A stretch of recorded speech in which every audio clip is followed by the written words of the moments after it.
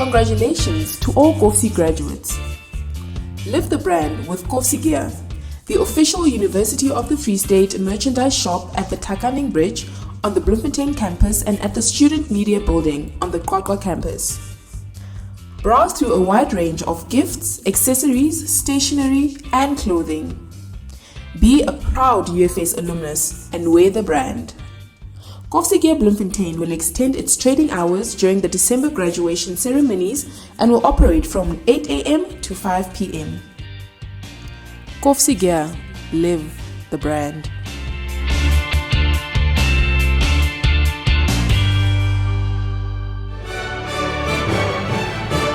Graduandi, after several years of hard work and dedication, you have earned your qualification from the University of the Free State. It is a privilege to welcome you, your family and friends to this occasion. In order to maintain the dignity of the program, you are requested to take note of the following.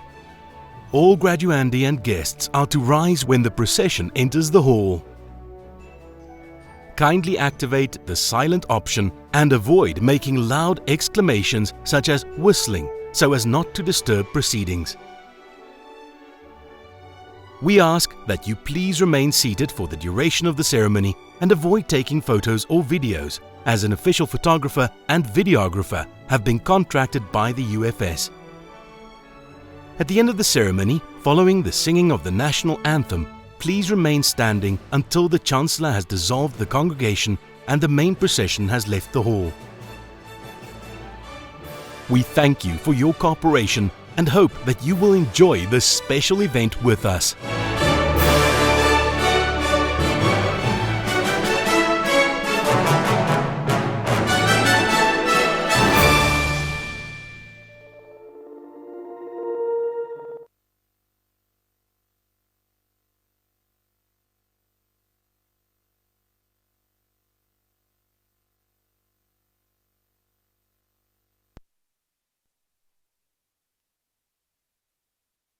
Yeah, this afternoon, my name is Gerben van der Kerk. My great honor to welcome you. Now, what we usually do is we do a little bit of research when we get to the university. And if you allow me, I would like to do some research today. So what I'm going to do is I'm going to give you a statement. And if you agree with that, I'm just going to ask you to clap your hands. Is that cool with everyone? Okie dokie. So let's just get the benchmark. Who's happy to be here? Cool. Usually I get a big response, especially during the Masters and the PhD ceremony. Who's relieved to be here? Very nice. Any siblings here this afternoon? I get a little bit of a response from the siblings when I ask the next question. Who's surprised to be here? Only one or two. Well done. I think it's the best sibling response we've ever had. That's fantastic. And then lastly, who's proud to be here? And we are proud to have you and our graduates here this afternoon. If you can allow me just a couple of moments just to run through a couple of arrangements. One, access to the Kalihiman is only for ticket holders. If someone can't make it, they're more than welcome to follow all the proceedings. It's online, livestream.ufs.ac.za. Children under the age of 10 should be accompanied by an adult and must be strictly monitored. That goes for a couple of grumpy husbands as well. Special seats have been allocated at the back for that very specific reason. Now, the university makes use of official photographers. Outside, there are some freelance photographers. The university cannot guarantee their quality. Please be very careful.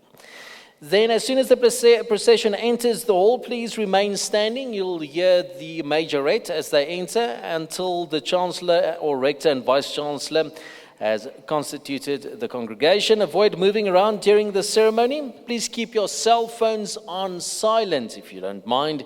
And today is a time to celebrate the achievements of each of the graduates, and we really ask you to cheer as your candidate makes their way to the stage, but please make it short so we can hear the name of the next candidate. In a couple of moments, we're going to cross to live drone footage of the procession as they make their way to the Kalihiman for Graduations 2019. Again, on behalf of the University of the Free State, good afternoon and welcome.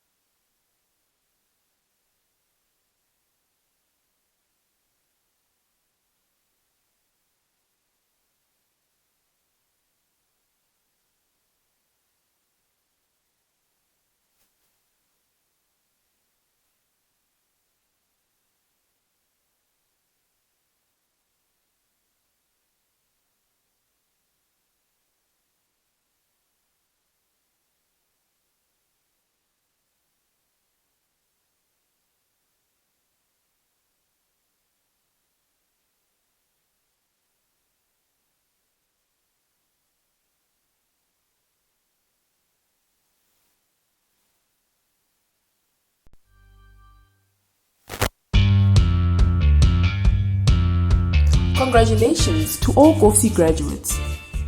Live the brand with UFS Gear, the official University of the Free State merchandise shop at the Takaning Bridge on the Bloemfontein campus and at the Student Media Building on the Qwaqwa campus.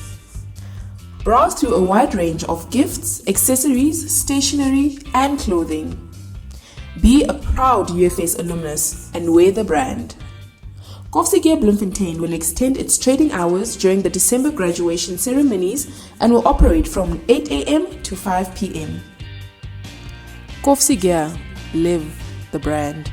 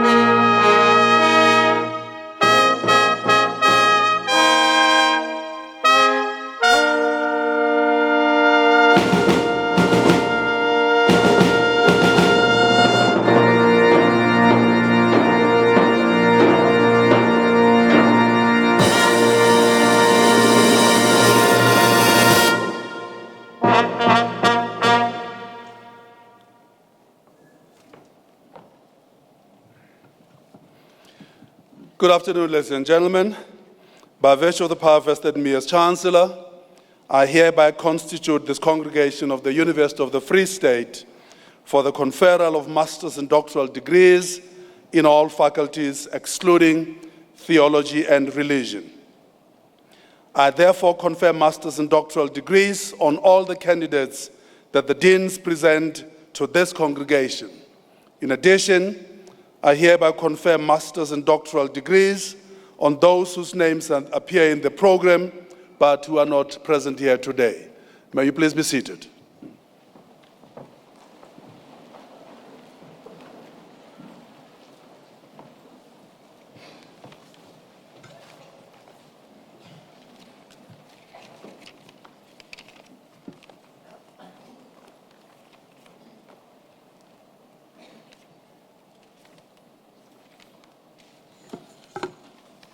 Good afternoon. Good afternoon. Good afternoon.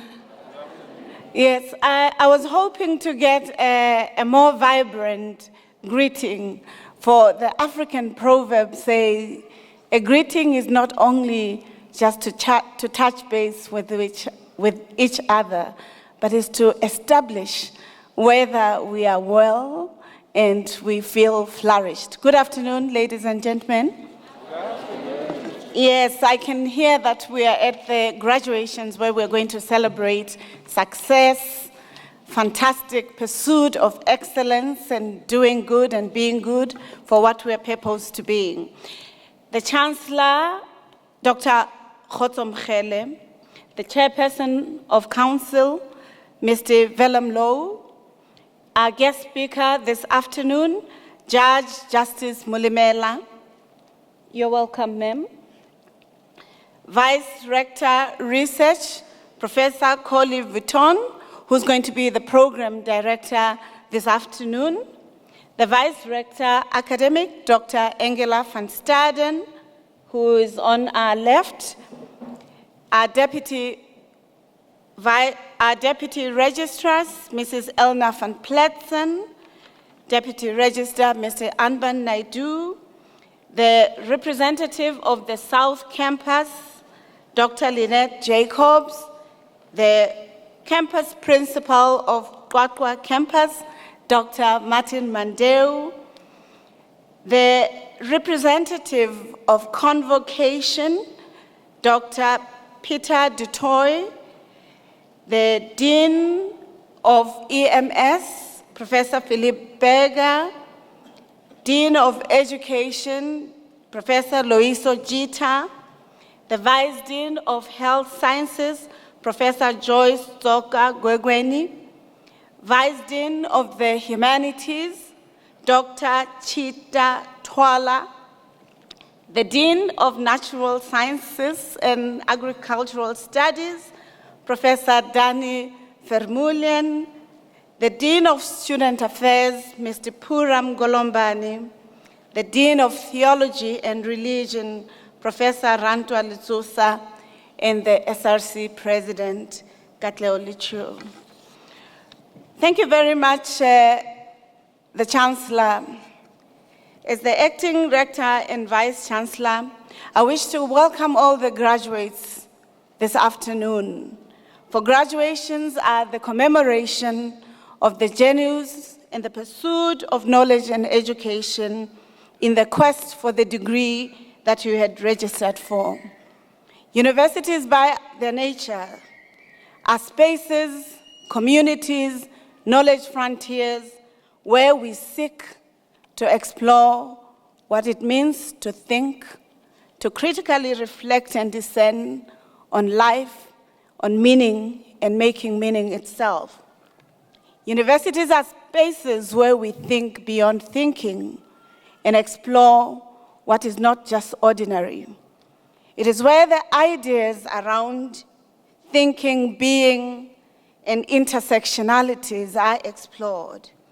And today, when we commemorate through this graduation, the roles of university, including the University of the Free State, it is an invitation not only to those who are graduating today, but also those of us who have accompanied the graduates to reflect on the meaning of education, especially for our country, our continent, and the global community.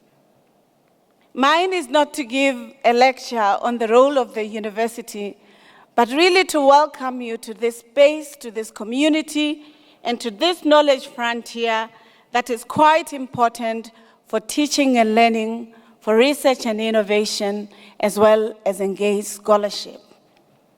We in university, including the University of the Free State, which is one of the 26 public universities in South Africa, are not only tasked to train professionals, to form graduates who are intellectuals, but to also ensure that they deploy the knowledge that they've acquired for themselves for the benefit of society, and therefore not just to be indifferent to the exigencies, the context, the challenges that bemoan our societies, whether in South Africa or anywhere in the world. That is the task of the university. It is also to create critical thinkers who are never comfortable with what is normative, but who actually ensure that they go deeper and understand these challenges and bring solutions. So one of the current challenges, that of climate change, or of poverty, or inequality, or of ideas of how we can make traffic not to be burdensome, are questions that universities should be thinking about. The 26 universities in South Africa inhabit around 1.2 million students in undergraduate and postgraduate studies.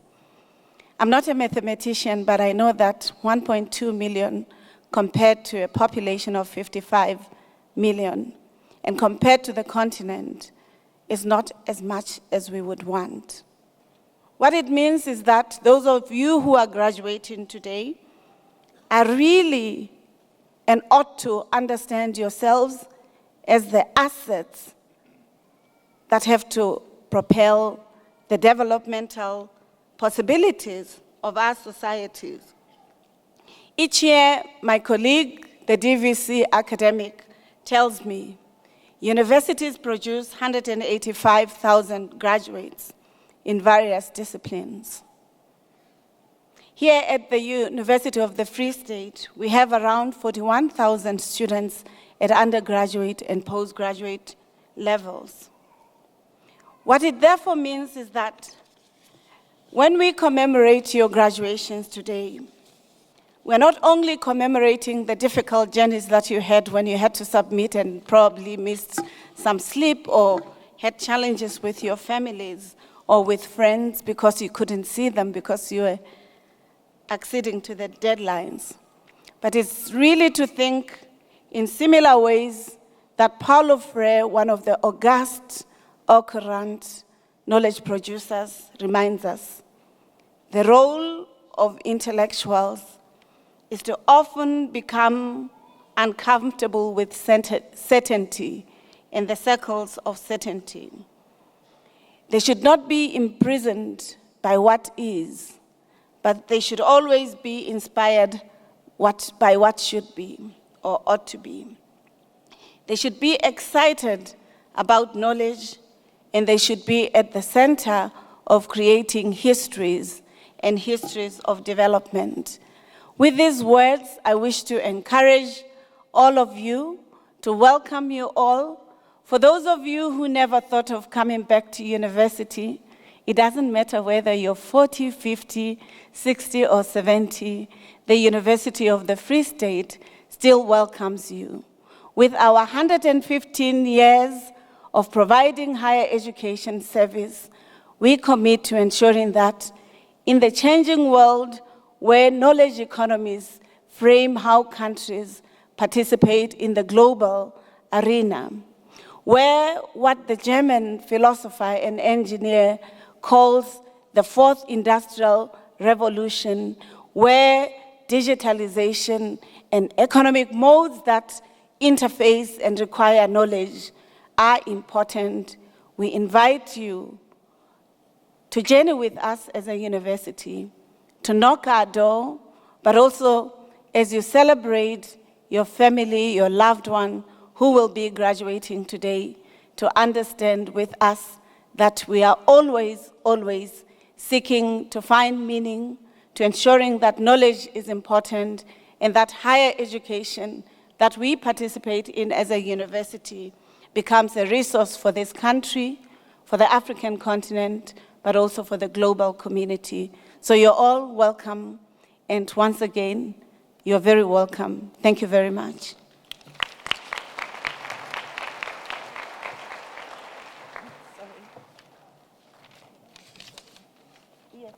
So, Professor Coley Vuitton.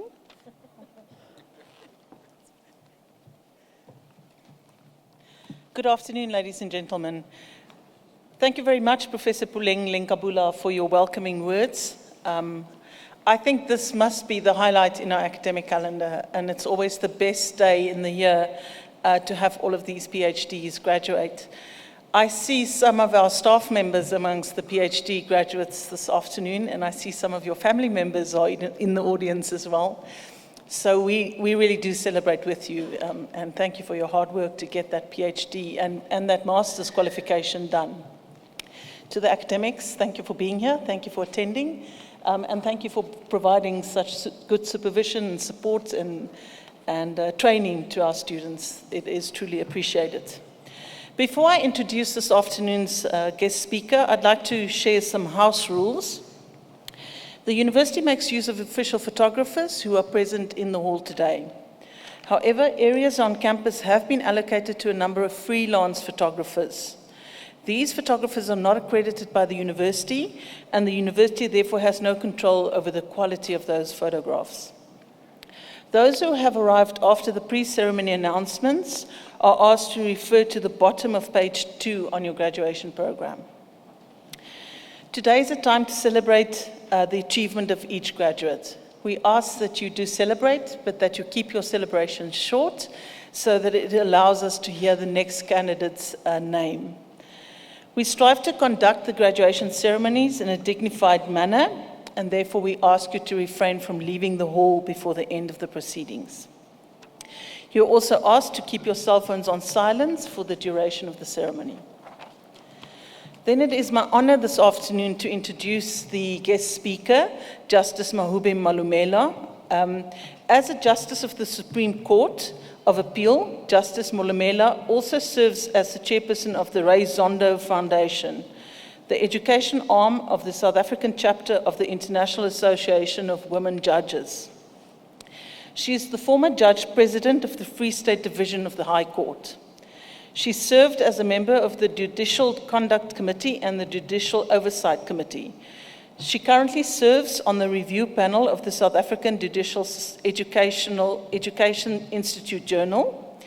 Justice Malumela recently received an honorary doctorate of law degree from the University of the Free State. In recognition of her leadership skills, she was named the 2019 SADC South Regional winner of the CEO Global Pan-Africa Most Influential Women in Business and Government Awards. Justice Malumela has just been reappointed for her second term as the Chancellor of the Central University of Technology. Justice Malumela, we're looking forward to your address.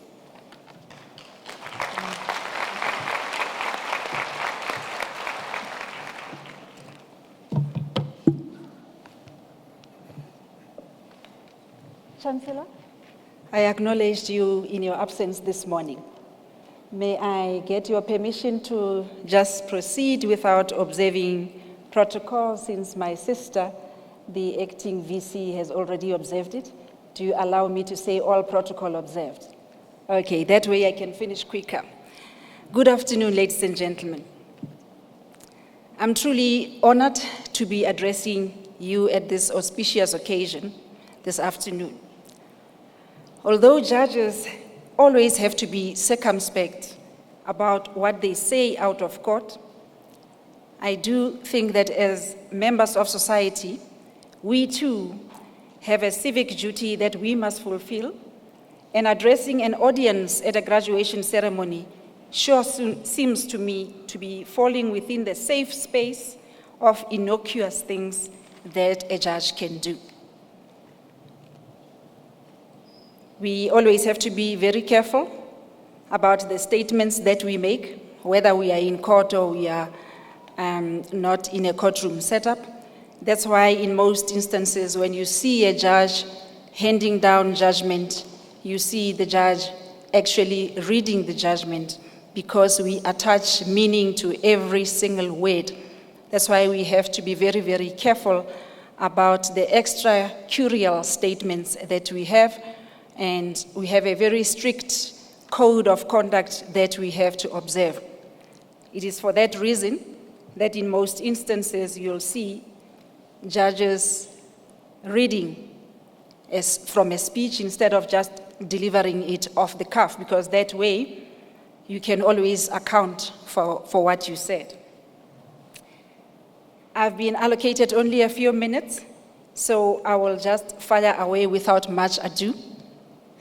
For members of the academic staff who were here this morning, if you happen to hear some of the things that you heard this morning, please know that they are for the benefit of the new audience and the benefit of our Chancellor who was not here this morning. I regard them as important enough and worthy to be repeated. Graduation ceremonies are joyous occasions, and that has always been the case. You can just take your cue from the lyrics of the entrance song, the famous graduation song, Gaudeamus Igitur. When you consider the lyrics, you'll see that a graduation ceremony really is a carefree occasion where people are expected to be happy and merry. So in giving this speech, I will give you a congratulatory message, as I should, because this is a graduation ceremony. However, I will do my civic duty by pricking your conscience, and in doing so, prepare you to what lays ahead in your journey of life now that you are graduating. But first things first, to all our graduandi, the class of 2019, I congratulate you on this momentous occasion. You have worked hard and you made it. I know that some of you took a little bit longer to finish your degree and others not graduating in record time, but that doesn't matter.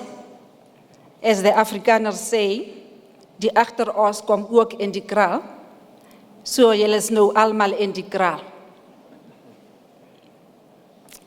In the end, that additional 1 or 2 years means nothing in the bigger scheme of things. The point of the matter is you have made it against all odds. You've got this. You have earned the right to wallow in self-congratulation. So at this moment, I invite you to give yourselves a big round of applause.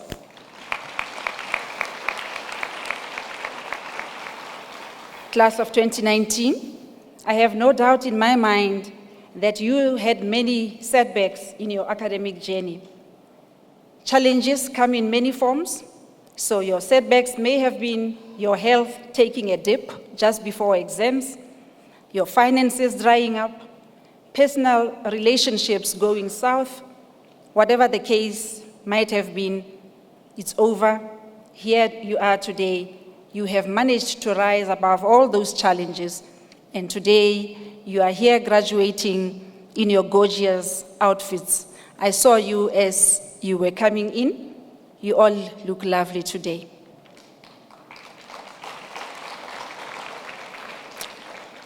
It is clear from this occasion, the fact that you are graduating despite the many setbacks that you experienced, that obstacles are not always insurmountable.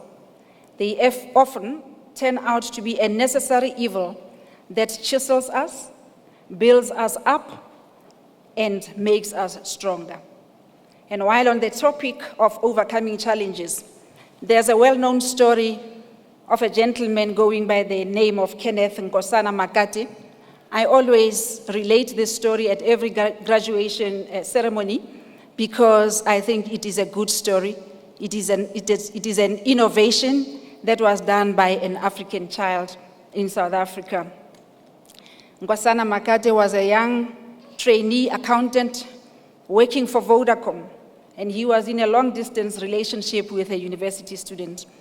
It was very difficult to keep the communication lines open, and he thought hard and was creative enough to come up with a novel idea of Please Call Me, which is the free cellular phone service which enables a user without airtime to send a text to be called back. I'm quite sure that you are all familiar with that service and you have used it. Well, although Vodacom had agreed to pay Makate a share of the revenue generated from that innovation, this undertaking was not fulfilled. And this pushed Makate to approach the courts for legal remedies.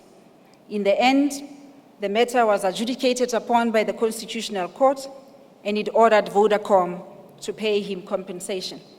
I know that there is no clarity at the moment as to whether they managed to resolve the dispute pertaining to the exact amount he must receive, but that remains a marvelous story to tell.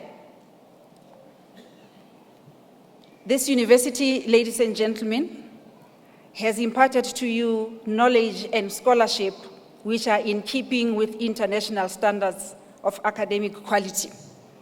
I say this confidently because I am an alumnus of this university.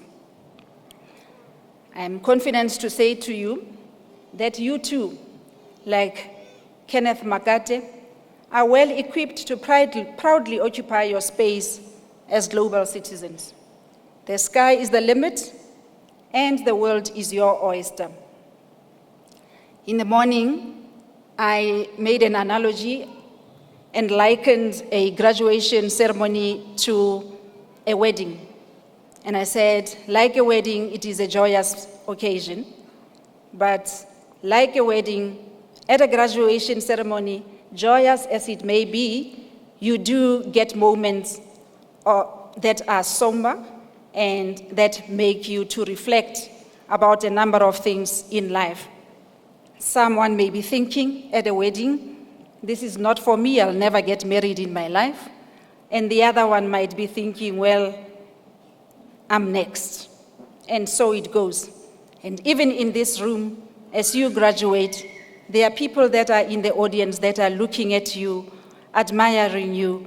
And some of them may have dropped out at an earlier stage and blaming themselves and saying to themselves, I shouldn't have dropped out. Well, I'm here to say to you, it's not too late to resume. Tuto haitsofalwe bagaiju. You can still do this. Now, the somber part that I was referring to is this. This is life. You are part of life. I think it was Shakespeare who said, life is like a stage and everybody is an actor. You are participating in life. And life is pretty much like a book. A book has different chapters.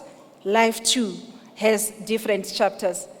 Some chapters are very interesting, very, very riveting, and they spur you on to continue turning the pages in anticipation of more riveting stuff. But others are really mediocre, and some are even plain boring. But still, you have to continue turning the pages in the hope that the story might get more interesting. Such is life, a journey with many uphills and downhills, and still we have to traverse the entire territory in order to complete the journey and fulfill our purpose. Your life story continues beyond this graduation ceremony, graduandi, and you are the one writing your own book, so please make it interesting.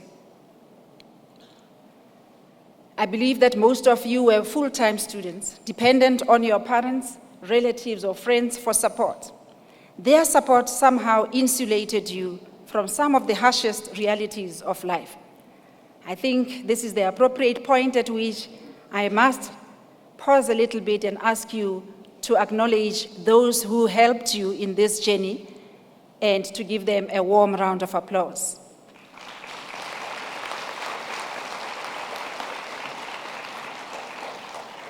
Well, you might be graduating today, but this is not the end of your learning phase. This is especially so because most of you are getting your postgrad degrees, so you have done this before and you saw the need to continue. Life itself is a long learning curve. Ladies and gentlemen, the moment you stop learning anything new, you must ask yourself whether you are still alive. You must actually pinch yourself, check whether you are still alive, or ask yourself whether you have joined the ranks of the living dead. My mother was a nursing sister, and I know that in the nursing profession, people who were completely inactive were often referred to as dead on arrival. Anyway, as you are entering this new chapter of your lives, you may find yourselves facing new challenges. And the very first challenge you may encounter may be unemployment. And someone may think, well, this is more relevant to those who graduated in the morning and who were getting their first degrees, but that is not so. I was at a graduation ceremony at CUT, and there were a number of doctoral students that were graduating, and at the end of the ceremony, one of them came to me, and we had a conversation. And it was during that conversation, after congratulating him on getting his degree, that I asked him, so what are you doing to earn a living? And he said, I'm unemployed. And he actually shed tears. I mean, here's a man getting a doctoral degree and he is unemployed. And he told me that he had been unemployed for the last 2 years. And in fact, that's one of the things that prompted him to study further. So this is equally applicable to you, even though you are now graduating with postgraduate degrees. Last year, I'm saying all of this, and I mentioned this morning too, that last year I was deeply saddened by the news that a young man who had graduated 2 years previously had committed suicide because he could not find a job. He had been job hunting for 2 years, and he had been unsuccessful. And in the end, he just wrote a note to the parents and said, I'm sorry, I can't do this anymore. And I felt at that stage that as someone who is usually invited to occasions to say a word or two, I owe it to myself and to the community to at least say something about this. I think we need to talk about these things, ladies and gentlemen. Suicide is a reality. We have to go back to the basics. There are many things that cause frustrations in our lives, and yes, unemployment is one of them. Although most of you will be self-employed and will in fact create employment for others, the reality is that there are those who will need jobs to sustain themselves. Unemployment is not an insurmountable challenge, and I want you to take this from me as someone who has been there. Back in the day, you had to serve articles of clerkship for 2 years before you could even write an exam and be admitted as an attorney. I graduated, started submitting applications to various firms in Bloemfontein, and for a year I could not find articles. In the end, I decided to put my dream of becoming an attorney on hold and to accept what was available at that stage. So I accepted a position as a public prosecutor. Ironically, it was while I was employed as a public prosecutor that I was offered articles without even applying for the position. And the further irony is that the firm that offered me articles was the same firm to which I had applied, and they had not accepted my application. So the message here is never give up. Even though you are not successful, it should never come to a stage where you give up to the point that you don't even apply anymore. You have to keep submitting those applications and to keep the faith.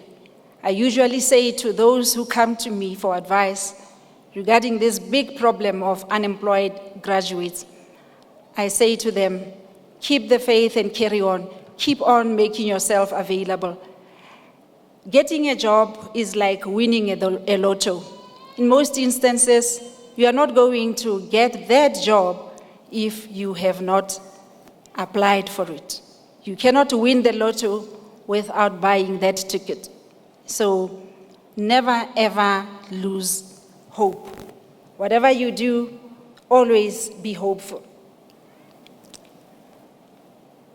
So sometimes you do need to take a detour in your chosen career path, as I did.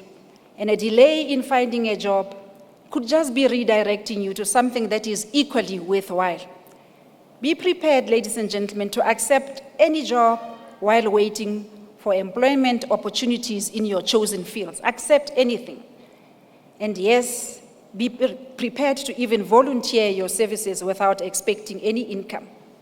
Once you reach my age, you'll realize that the experience you get from any type of job, I really don't care the kind of job it is, even if it means you have to pack boxes. The experience that you get from that type of a job adds value to any chosen profession. It makes you a rounded person, and importantly, it teaches you resilience. But it is so that sometimes, despite your best efforts, things won't quite pan out the way you thought they would. And even as a graduate with a doctoral degree, you may find yourself unable to find a job or even find a workplace where you can volunteer your services. The very fact that we are individuals means that our stress management capabilities will never be the same. Our thresholds for stress are not the same. Whatever happens, always keep the tool called hope in your survival kit. We survive on hope. Never ever lose hope. Find a way to deal with your stress. Consider undergoing psychotherapy to enable you to deal with it. Thanks to the breakthrough that has been made in the medical field, there is no mental affliction that cannot be managed somehow. So do ask for help. And once you have learned to manage your stress and your anxiety, you'll be able to look at things objectively and will realize that you should never regard unemployment as a personal failure, because it isn't. It's a temporary phase. You are graduating at a very bad time economically, both globally and domestically, but even more so domestically. With the current economic outlook, chances are that some of you may be unable to obtain a job, or companies that you have formed may have to fold. As bad as things may seem at the moment, stay hopeful. I'm certain that if we all do our bit at some point, we shall be able to, quote unquote, fetch our lives and turn the situation around, as the lyrics of Prince Kabi and Msaki's song suggest. Viktor Frankl, an Austrian neurologist and psychiatrist, and a Holocaust survivor who survived the harsh conditions of 4 concentration camps, gives us courage, ladies and gentlemen. It is somebody who is walking the talk. In his book, Man's Search for Meaning, he says, quote, "Forces beyond your control can take away everything you possess except one thing, your freedom to choose how you will respond to a situation." He goes on to say, when we are no longer able to change a situation, we are challenged to change ourselves. When we are no longer able to change a situation, we are challenged to change ourselves, unquote. So yes, ladies and gentlemen, you can rise like a phoenix from the ashes of adversity. A young person that you can all relate to is today the pride of our nation and a toast of the beauty pageant industry for beauty that is equally matched by brains. I'm talking about the newly crowned Miss Universe, Zozibini Tunzi. She has made us proud. From humble beginnings in the village of Tsolo in the Eastern Cape, she once had to suspend her studies, I'm told, due to some constraints. This detour did not deter her from pursuing her dreams. She later resumed her studies, and today she is a young leader who is challenging the world to allow women to be given every opportunity to ensure that they can take the space they deserve in society. An incredibly beautiful woman with brains to match. Reverting to the challenges that we are currently facing in this beautiful country, I've already alluded to the fact that this university has given you the skills to think critically. The fact that you are obtaining postgraduate degrees today attests to the fact that not only can you think intensively and critically, but you can also think independently. In your full field of practice, could we please see your thesis turning into living documents instead of gathering dust in the library?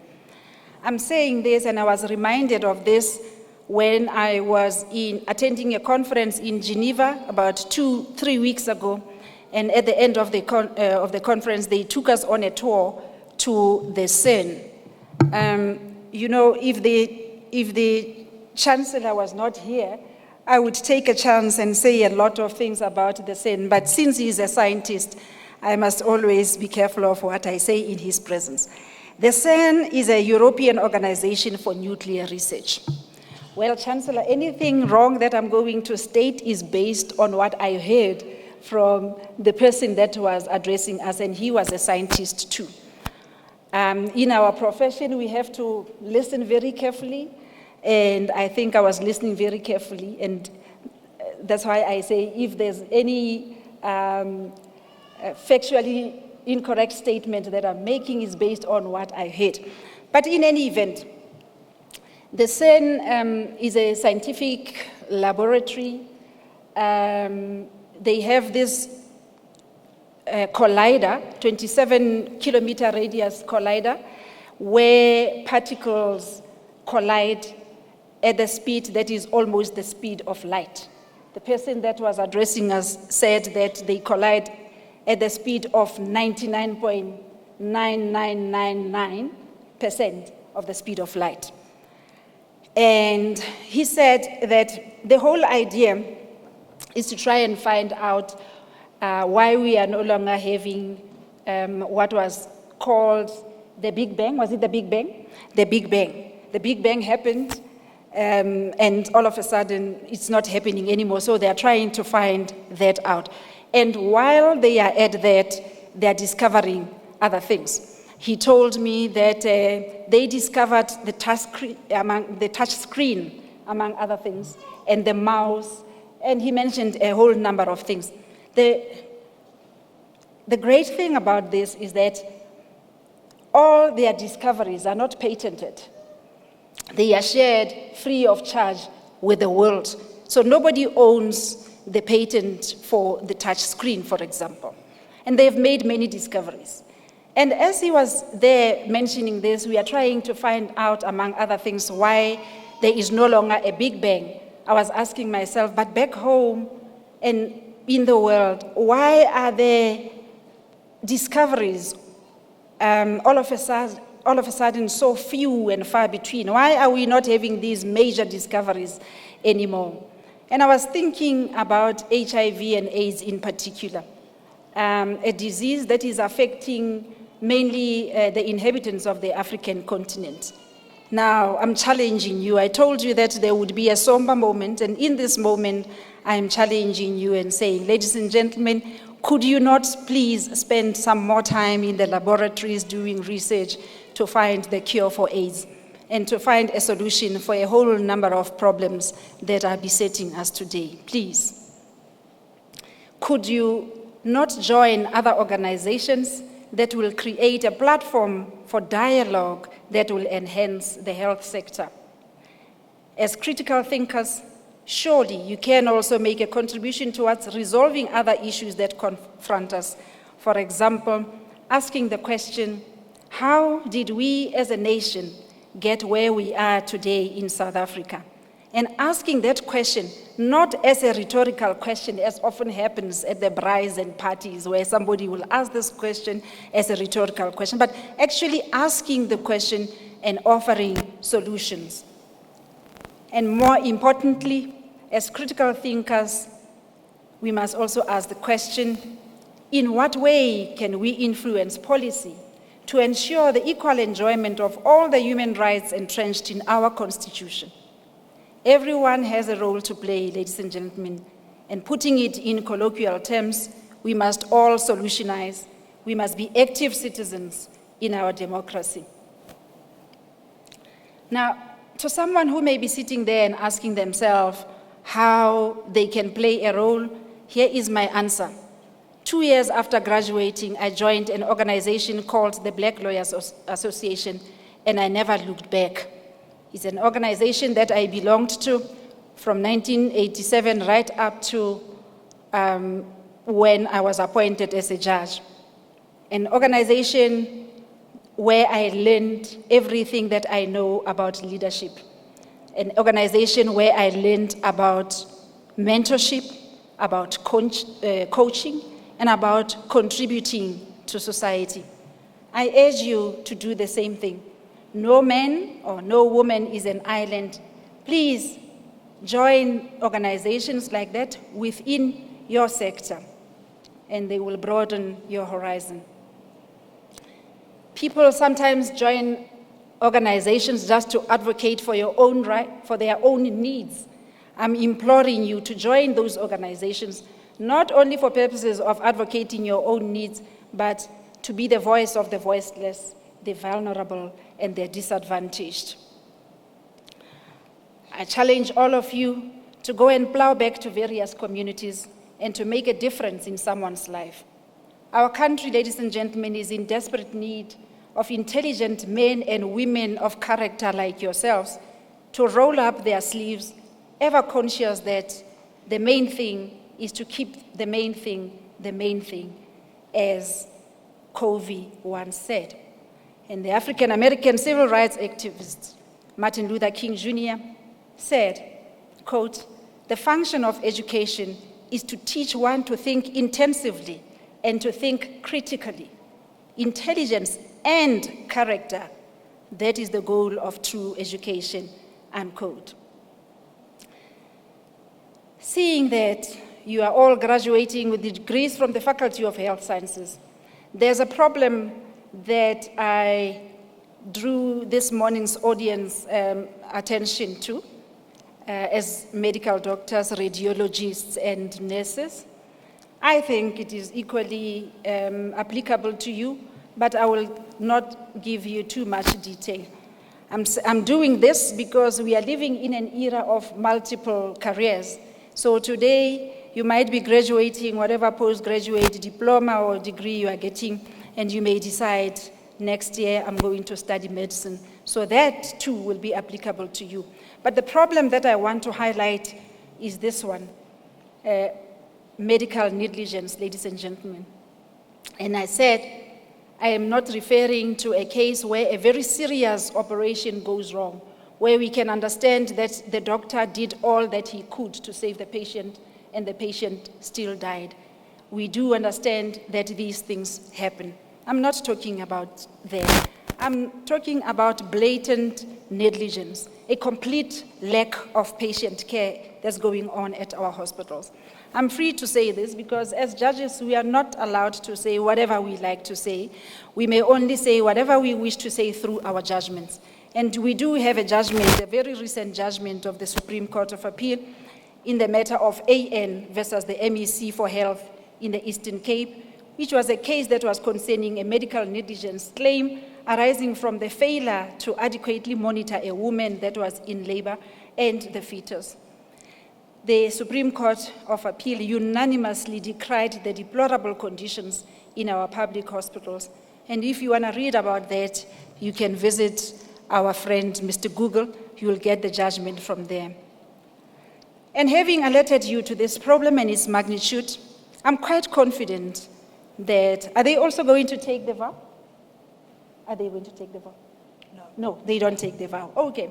The audience this morning took the vow, but I understand you are not going to do that. But be that as it may, I know that at this university, the students subscribe to a code of ethics from the very first year. I know this because I have addressed the students at such an occasion.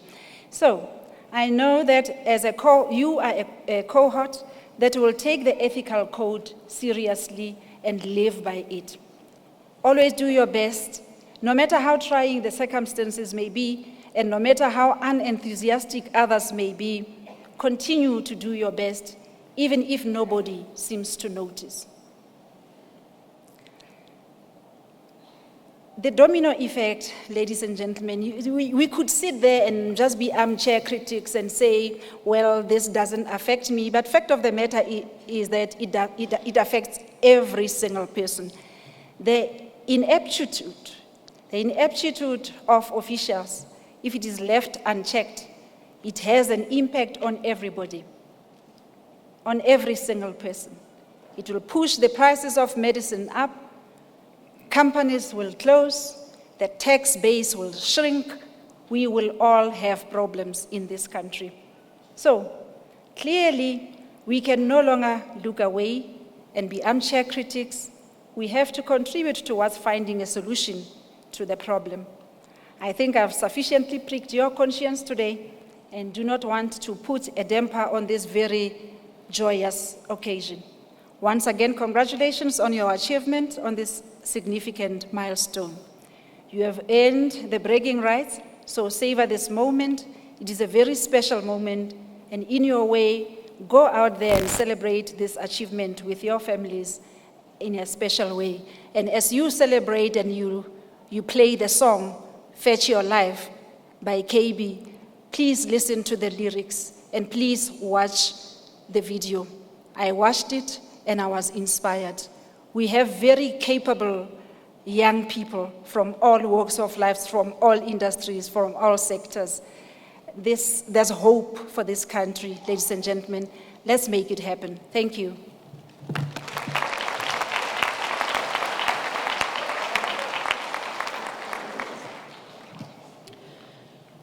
Thank you very much, Judge Molemela.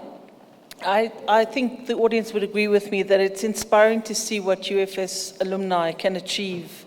And we're certainly looking at the current cohort of graduates to be the future leaders and achievers that are produced by this university. I would like to introduce the musical item.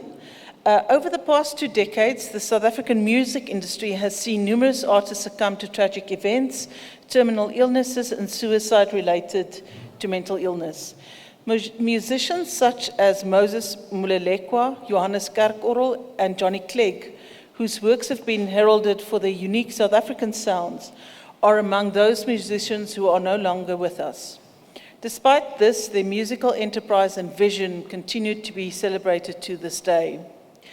To perform a proudly South African musical medley arranged by Anton Esterhuizer in honor of these fallen musical greats, let's welcome the Graduation Instrumental Ensemble featuring Marie Dubuisson.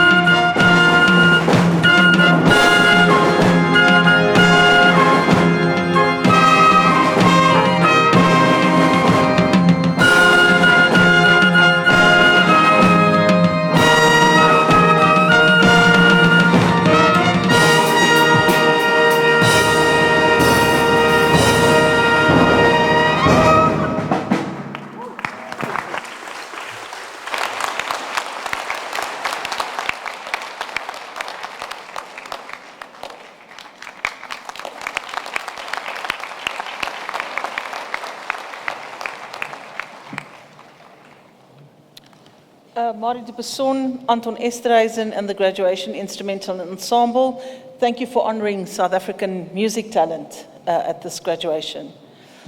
I now call upon the Dean, or the Acting Dean in the Faculty of Economic and Management Sciences, Professor Philippe Burger, to present his candidates.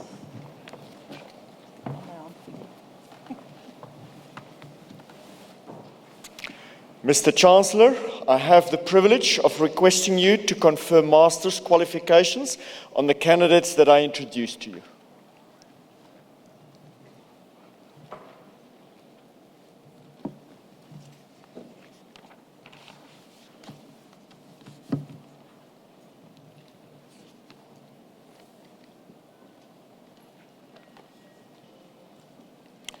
Master of Administration,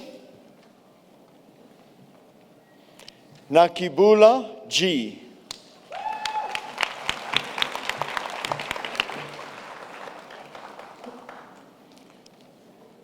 Master of Business Administration,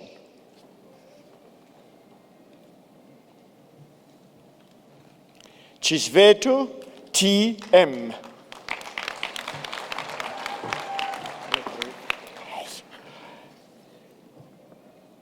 Janse van Rensburg R.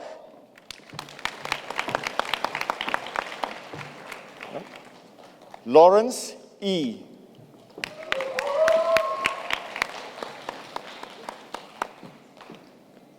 Majikijela N.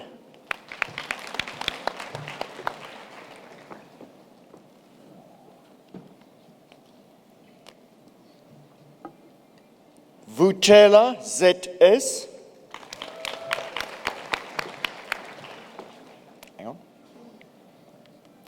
Master of Commerce with specialization in business management, Kaba R.P.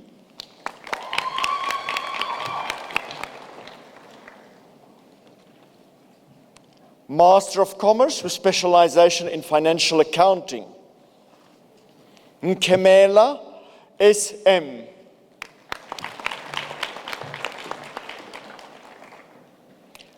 Master of Commerce with specialization in industrial psychology, Lebitsa T.I.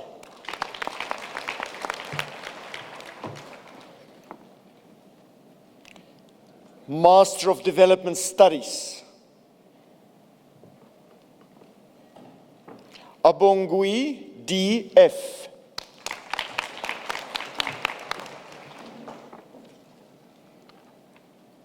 Nambahu E.N.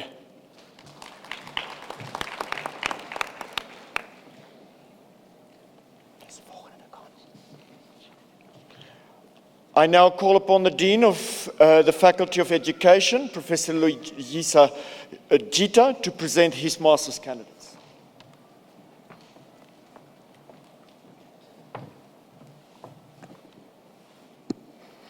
Mr. Chancellor, I have the privilege of requesting you to confer master's qualifications on the candidates that I introduced to you. Master of Education with specialization in curriculum studies, Faba M.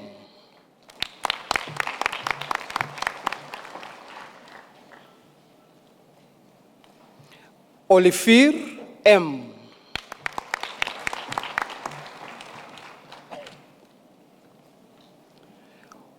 For the Master of Education with specialization in higher education studies,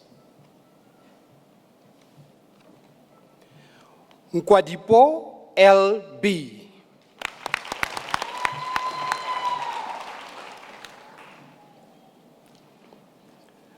For the Master of Education with specialization in policy studies and governance in education, Nuku B.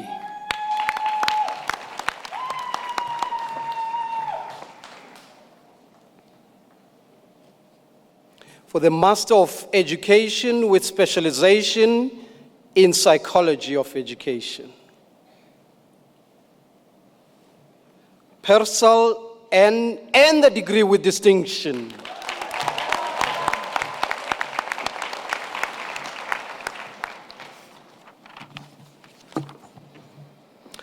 I now call upon the Vice Dean of the Faculty of Health Sciences, Professor Joyce Tsoka Gwegweni, to present her master's candidates.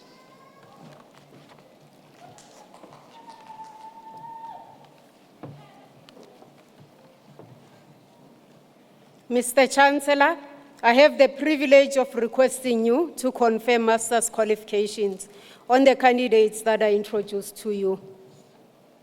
Master of Occupational Therapy.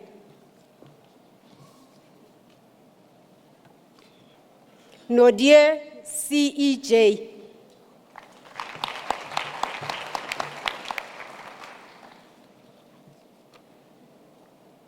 Master of Science in Dietetics.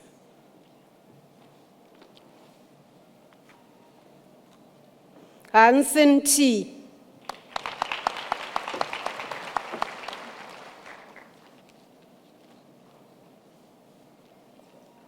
Master of Medical Science with specialization in physiology. Fenta FP.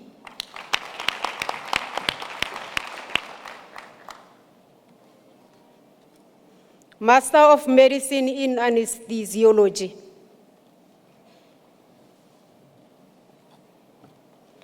Estiazen JL.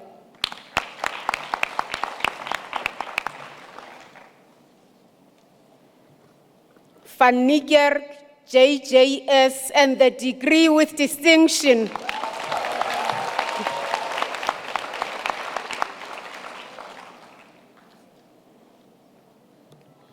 Master of Medicine in Community Health.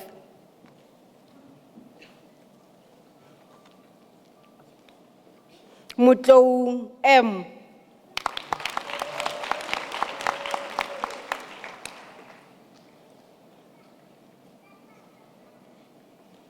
Master of Medicine in Dermatology. Makake L.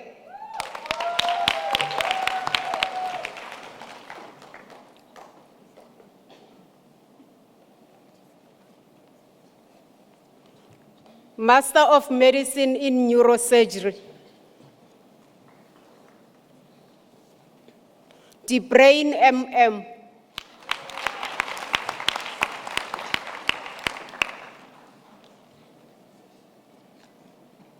Master of Medicine in Pediatric Surgery.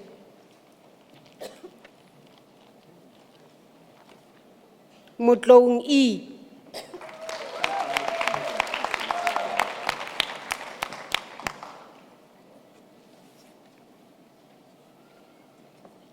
Master of Social Science in Nursing.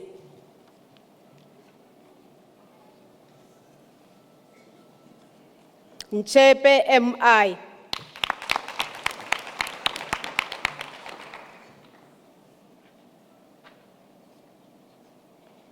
Master of Medicine in Medical Microbiology. Van der Westhuizen B.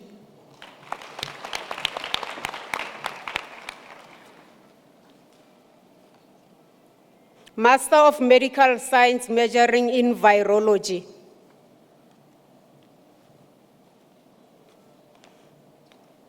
Mautwana MG.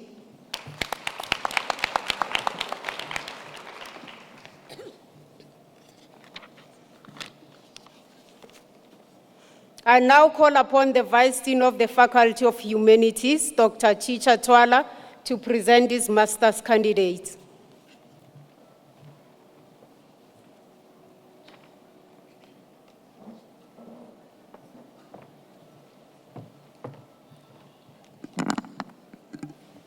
Mr. Vice Chancellor, I have the privilege of requesting you to confirm master's qualifications on the candidates that I introduced to you. Master of Arts in Clinical Psychology. Meyerowitz, S.H.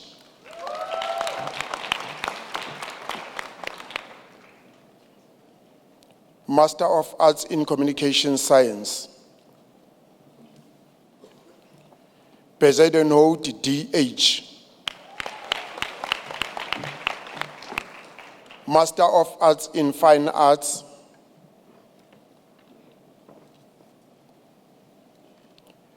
Martins van Vieren, CH, and a degree with distinction.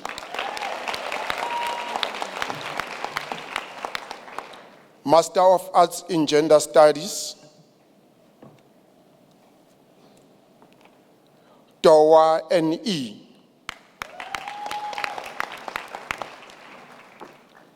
Master of Arts in Governance and Political Transformation. Brown SV.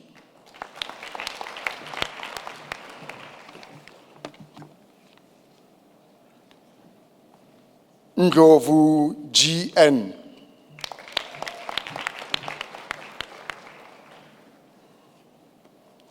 Nduli LCW.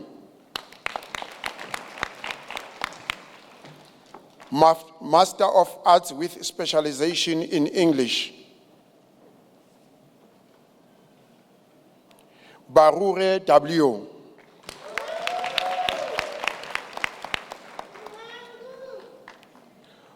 Rowley MJ.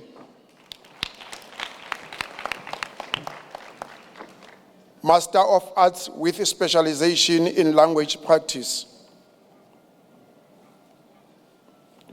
Mare E. Master of Music. Divert T and a degree with distinction.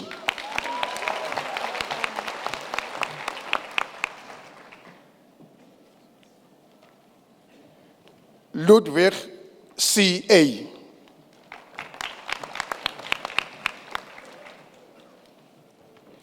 Nell N and a degree with distinction.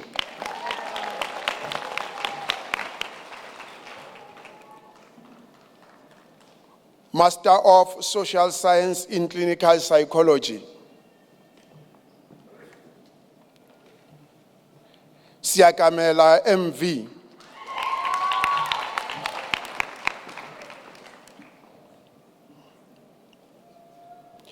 Master of Social Science with specialization in Psychology. Nyaile K.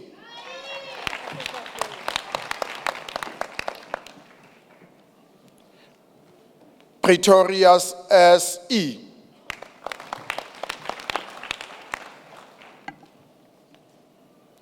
Rogers C and a degree with distinction.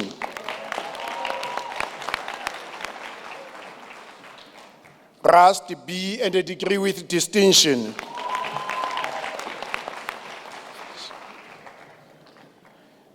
Mr. Chancellor, I now call upon the Dean of the Faculty of Law, Professor John Mubangisi, to present his master's candidate.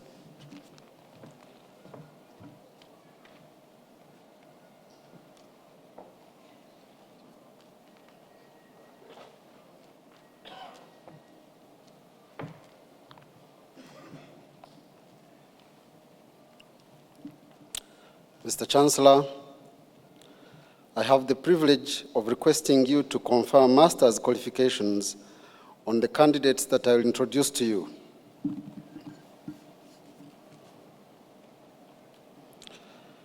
Master of Laws with specialization in international economic law.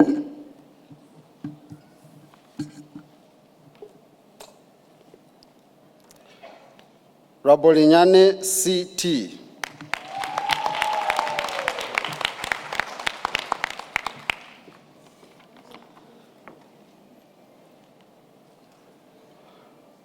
Master of Laws with specialization in medical law.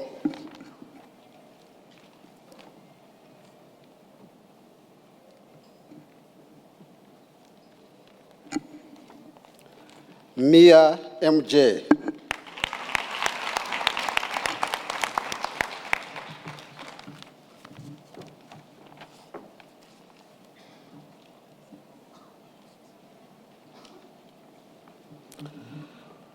I now call upon the Dean of the Faculty of Natural and Agricultural Sciences, Professor Denny Vermeulen, to present his master's candidates.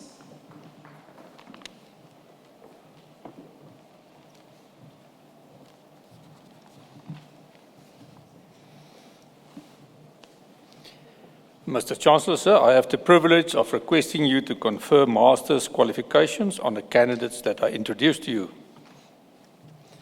We start with Agricultural Sciences, Master of Disaster Management. Albers T.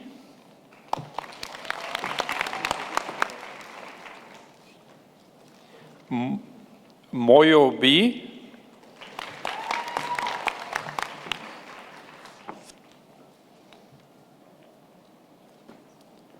Mugeri N.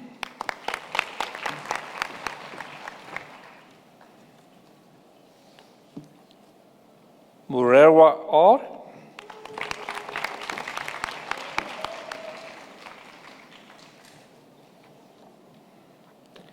Nechijati T.P.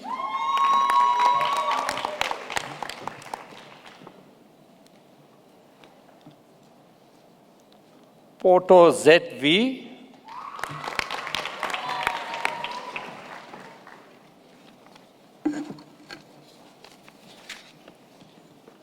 Master of Environmental Management. Kumane I.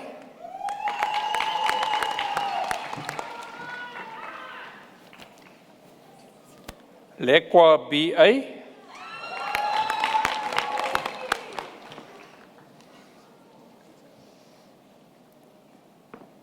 Master of Science majoring in Agricultural Economics. Van der Welt L.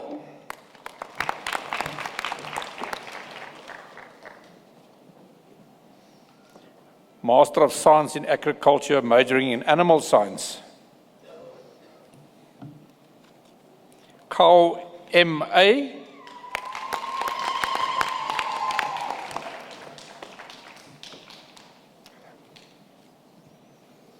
McDonald J.F.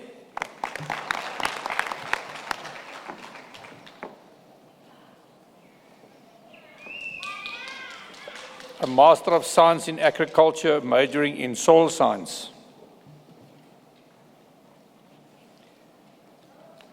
Nzawe D.M.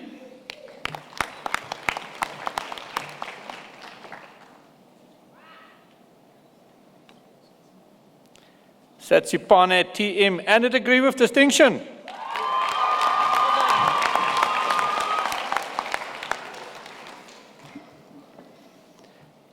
Steenekamp D. and also the degree with distinction.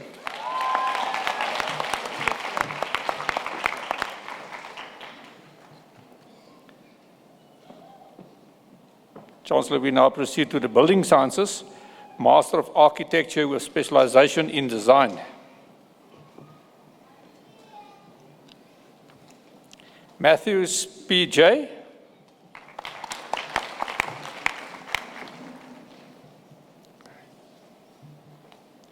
Van Onselen D. A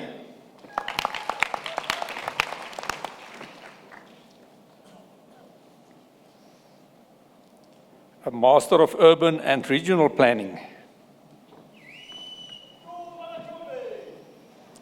Nchikilana S.M.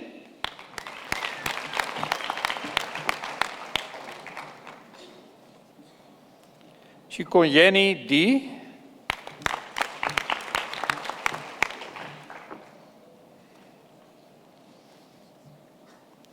Now the Natural Sciences, a Master of Science majoring in Biochemistry. Fourie C. and a degree of distinction.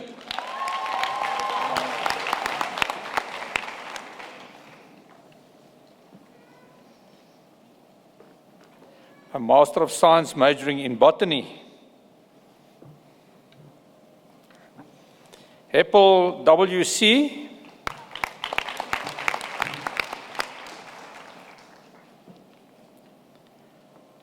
A Master of Science majoring in Chemistry.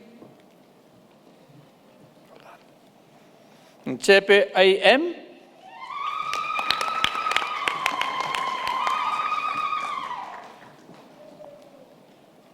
Workstation U and a degree with distinction.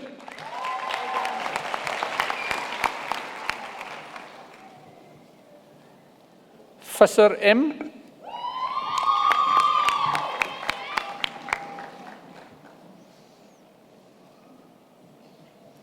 A Master of Science majoring in genetics. Mogakala K.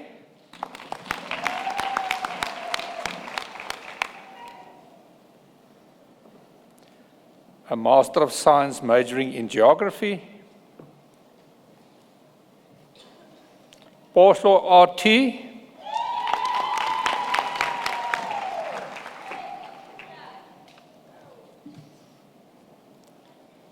A Master of Science majoring in geology. Nicholas MP.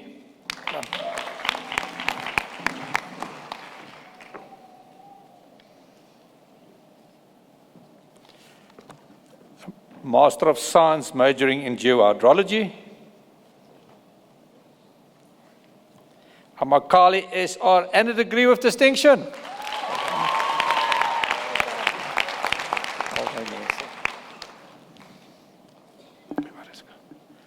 Beyers M.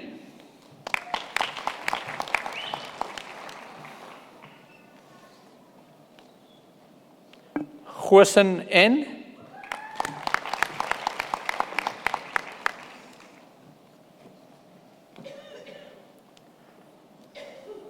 Montane ML and a degree with distinction.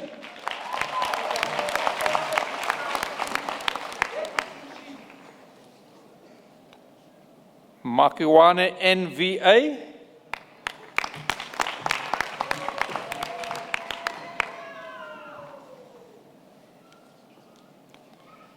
Mba HD and a degree of distinction.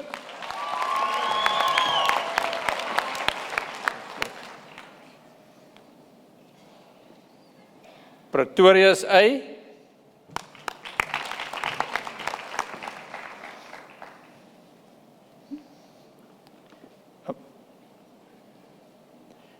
A Master of Science majoring in risk analysis.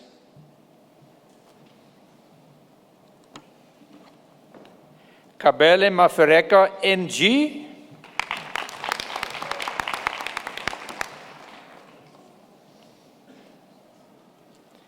A Master of Science majoring in zoology.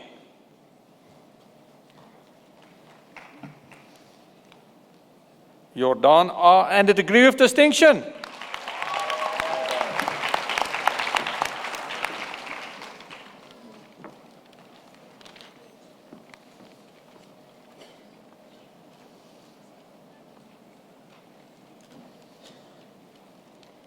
Chancellor, I now call upon the Vice Dean of the Faculty of Economic and Management Sciences, Prof. Philippe Burger, to present his doctoral candidates.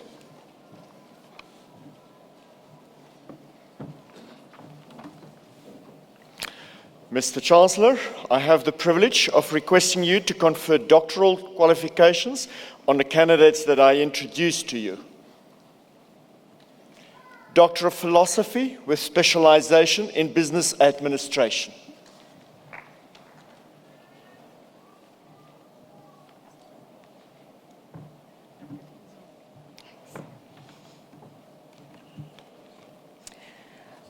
With his thesis, Corporate Governance Structures, the Performance of Zambian Listed Companies, the candidate makes a distinctive empirical contribution to the body of knowledge on corporate governance and financial performance in Zambia.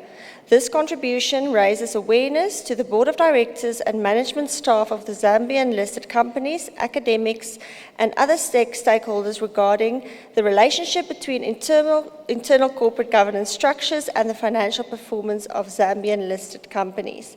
Mr. Chancellor, I present Dr. Zondwayo Banda.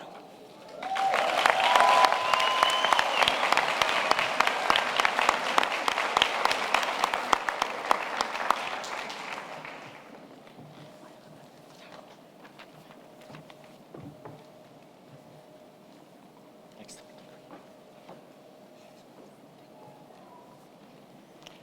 Doctor of Philosophy with specialization in industrial psychology.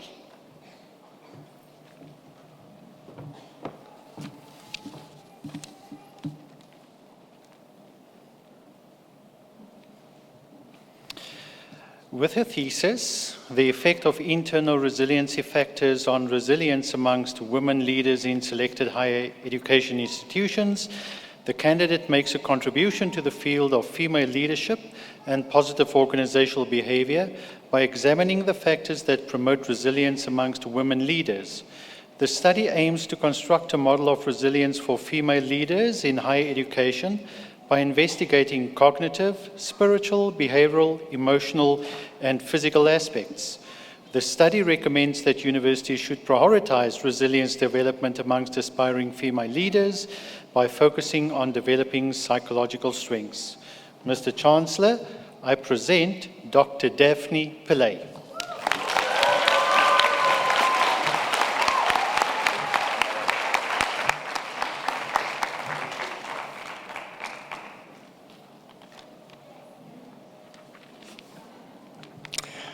I now call upon the Dean of the Faculty of Education, Professor Loyiso Jita, to present his doctoral candidates.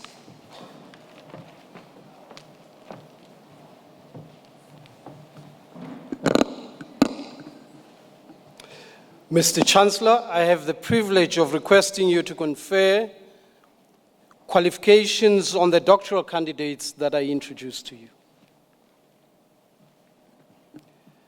Doctor of Philosophy with specialization in comparative education and education management.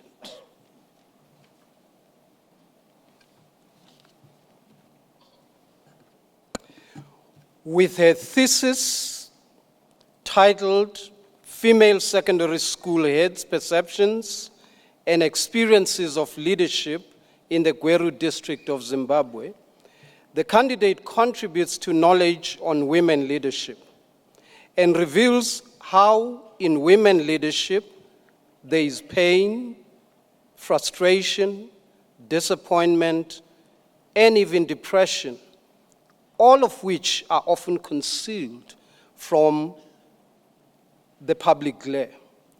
Zimiri argues that in spite of the pain and occasional stigmatization, women school leaders continue to rise each day because of the relationship that brings joy to their lives and the spirituality on which they draw for inner strength. Mr. Chancellor, I present Dr. Cynthia Zimiri.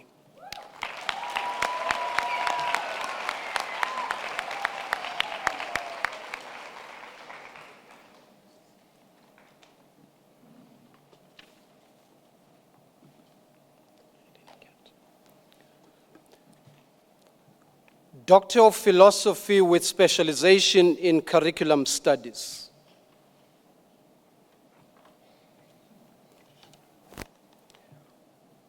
With his thesis titled The Role and Experiences of Deputy Principals with Instructional Leadership in Zimbabwe, the candidate contributes to scholarship on instructional leadership and the role of deputies in improving student learning.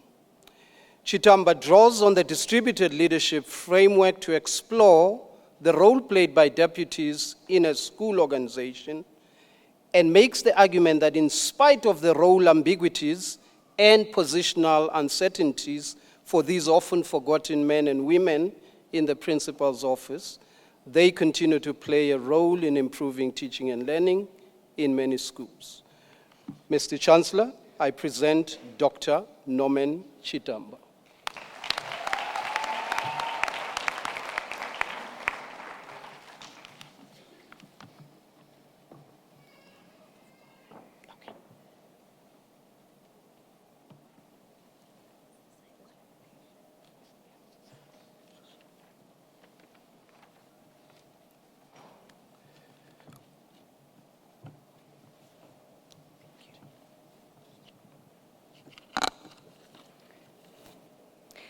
With her thesis, A Framework for Optimizing Mathematics Teaching Environments in Tabanshu Secondary School, the candidate illustrates that there is not just one specific aspect that needs to be addressed to correct the Tabanshu mathematical teaching context.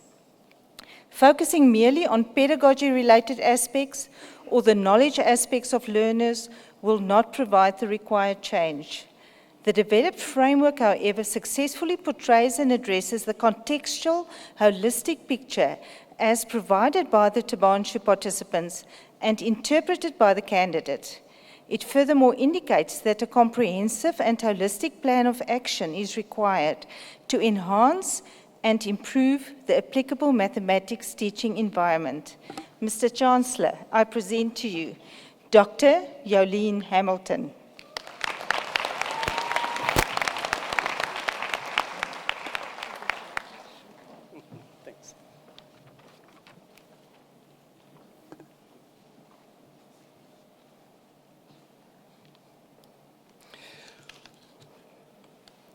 With his thesis, Enhancing Mathematics Pedagogical Content Knowledge in Grade 9 class using problem-based learning, the candidate contributes to scholarship on strategies to enhance pedagogical content knowledge using problem-based learning.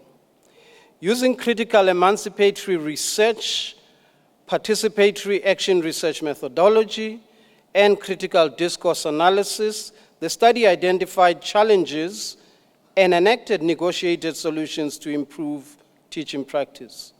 The findings demonstrate that teachers worked in silos with inadequate lesson preparations, non-judiciously utilization of manipulatives, teacher-centered classroom discourse, separated assessment from instruction, and mathematics content gap resulted into a learning cul-de-sac. Mr. Chancellor, I present Dr. Moses Bedeshane Mceleli.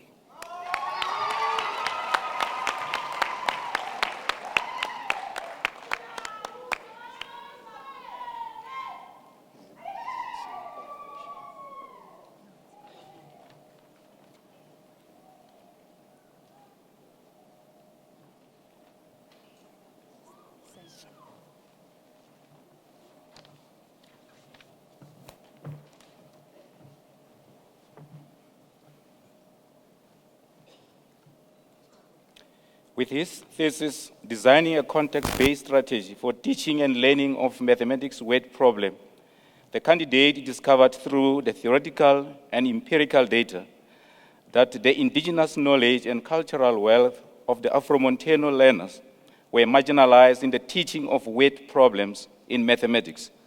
So a context-based strategy was designed in order to bridge the prevailing gap. Mr. Chancellor, I present Dr. Hanyai Tom Sibaya.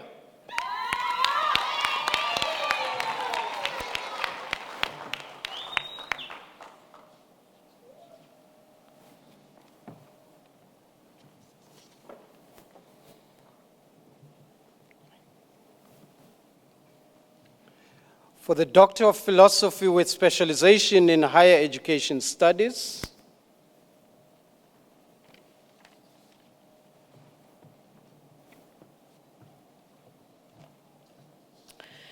with her thesis, Early Career Women Academics, a case study of working lives in a gendered institution, the candidate contributes to national and international scholarship on gender in higher education, focusing on the working lives of a group of early career academic women in one faculty at a South African institution.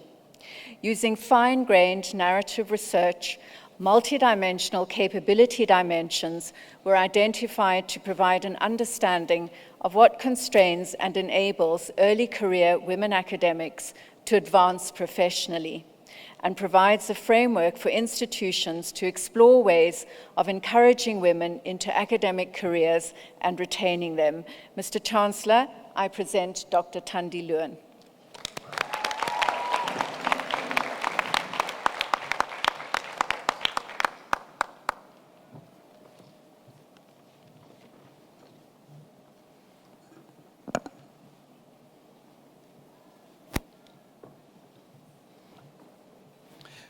with her thesis, an assessment framework for adult learners with learning disabilities in post-school education and training. The candidate contributes to scholarship on assessment practices and more specifically, student experiences of such assessment practices. This study presents the argument for an alternative assessment approach for adult learners with learning disabilities through the proposed assessment framework, which is the outcome of the research study. This proposed assessment framework is intended to provide a more equitable approach to the assessment of the candidates under study. Mr. Chancellor, I present Dr. Sushila Mudli.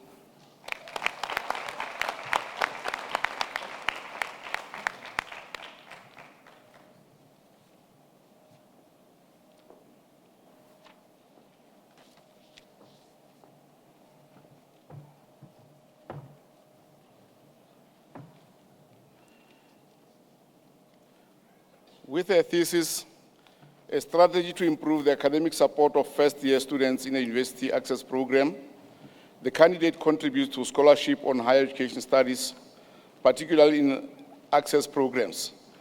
With this contribution, she attempts to develop a strategy to improve academic support for access students. This intellectual piece shows the need to improve academic support by introducing unsurpassed practices used globally. A new strategy is needed in order for students to realize their potential and afford them sense of collegiality as change catalysts. Mr. Chancellor, I present to you Sekonyela Lerato.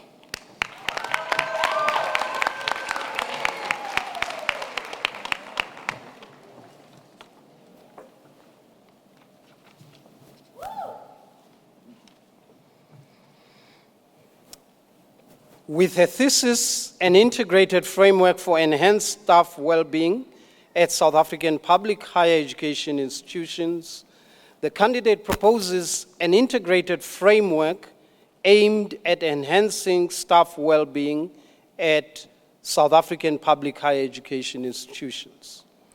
The framework provides valuable guidance for augmenting various dimensions of staff well-being and emphasizes the importance of the integration of well-being efforts. The impact of different role players on staff's well-being is highlighted. The framework is based on sound theoretical and empirical findings and is expected to benefit South African public higher education institutions and their staff. Mr. Chancellor, I present Dr. Lorika van Straten.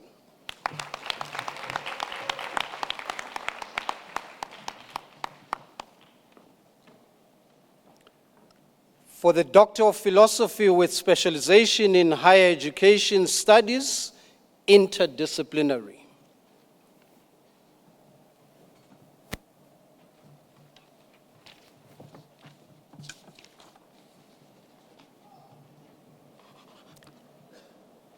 With her interdisciplinary thesis, The Political Construction of Occupational Therapy in South Africa, Critical Analysis of Curriculum as Discourse, the candidate contributes to the scholarship of Foucauldian discourse studies and occupational therapy curriculum, focusing on how and why the occupational therapy curriculum as a politically constructed discourse create and sustain various patterns of inclusion and exclusion. The study bears significant implications for the reconceptualization of curriculum as discourse, institutional transformation and decolonization, and methodology in Foucauldian discourse studies. Mr. Chancellor, I present Dr. Tanya van der Merwe.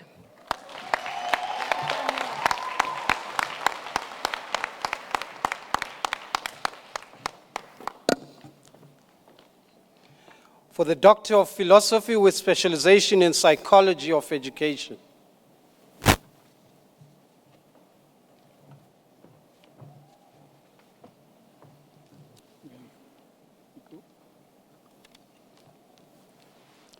With her thesis, A Relational Leadership Strategy for Enhancing Guidance and Counseling Towards Sustainable Learning Ecologies, the candidate contributes to the improvement of the present fragmented, uncoordinated, and inconsistent provision of guidance and counseling services in Lesotho schools.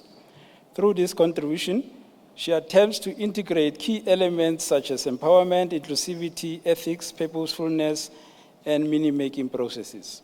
The results of this investigation add value to the relational nature of the provision of guidance and counseling services towards sustainable learning ecologies. Mr. Chancellor, I present Dr. Malipoto Nico Ruth Lepoto.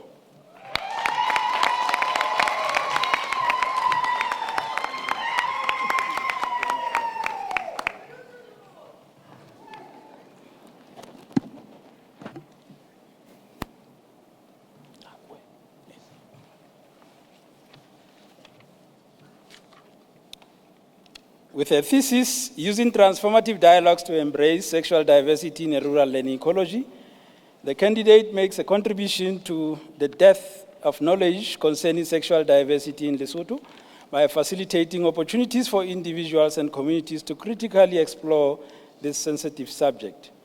Also, the LGBTQI population were afforded, through transformative dialogues, an affirmative platform to voice their concerns in a hostile environment without the fear of being physically violated or ridiculed. Through transformative dialogues, this study contributed immensely to the growing body of research on sexuality studies in Lesotho. Mr. Chancellor, I present Dr. Kinewe Jemina Matsumunyane.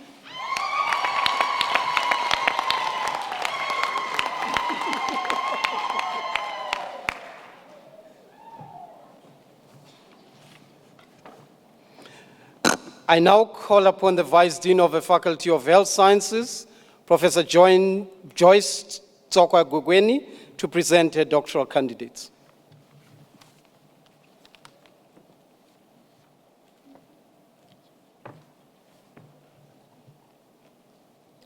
Mr. Chancellor, I have the privilege of requesting you to confer doctoral qualification on the candidate that I introduced to you. Doctor of Philosophy with specialization in pharmacology. With a thesis, Factors Influencing the Utilization of Biological Medicines in the Free State, South Africa, the candidate makes a contribution to improving the quality of life of patients by addressing the factors that influence the use of biological medicines in South Africa. She developed a framework for the use of biological medicines in South Africa. The results framework of this investigation serves as an indication of the value that this type of intervention holds for attempts to find a solution to factors influencing the use of biological medicines in South Africa. Mr. Chancellor, I present Dr. Mati Mokerechter.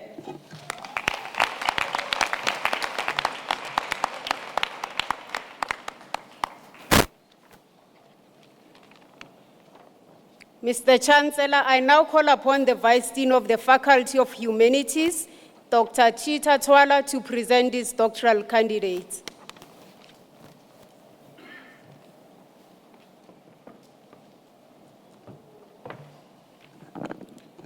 Mr. Chancellor, I have the privilege of requesting you to confer qualifications on the doctoral candidates that I introduced to you. Doctor of Philosophy with specialization in Afrikaans and Dutch.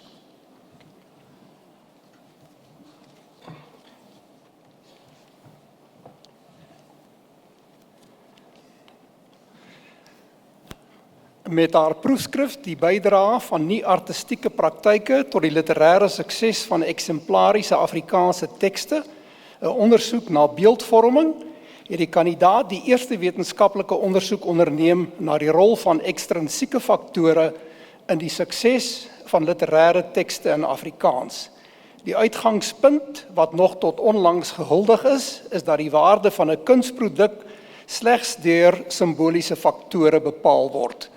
Deur die gebruikmaking van 'n navorsingsontwerp met gemengde metodes is aangetoon dat bemarkingsstrategieë inderdaad 'n deurslaggewende rol speel in die waardebepaling van sogenaamde literêre gehalte. Meneer die kanselier, ek stel aan u voor Dr. Johanita Erasmus Alt.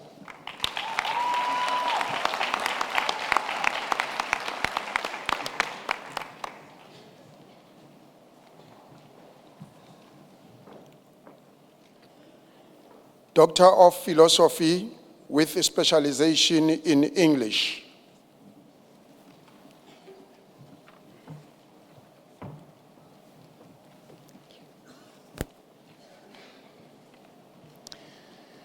With a thesis performing the erotic, representing the body in popular culture, the candidate focuses on the role of social constructs of gender, race, and class, along with size, age, and ability, in the ordering processes of society, which are, in turn, sustained and reproduced by the representation of eroticized bodies in visual media in the 21st century.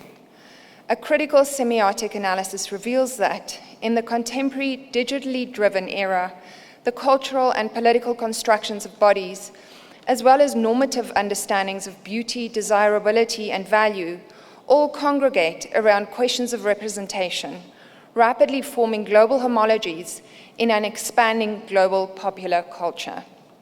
Mr. Chancellor, I present to you Dr. Dion van Reenen.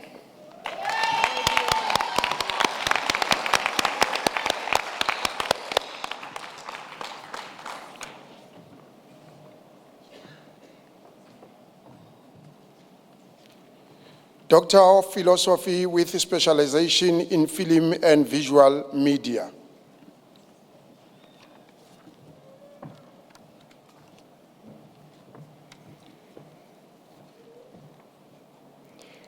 With her thesis, 'n systeemteoretiese analise van die Afrikaanse filmbedryf, the candidate contributes to the contextualization of the Afrikaans film industry within the broader South African framework by applying a combined theoretical interpretation of the system theoretical approaches of Ivan Zohar, Schmidt, and Bordeaux.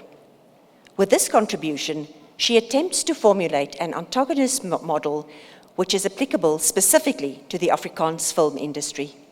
The result of this investigation serves as an indication of the position of the Afrikaans film industry within the broader South African domain, but can also be used to predict the future and success of the Afrikaans film. Mr. Chancellor, I present Dr. Christa Steyn.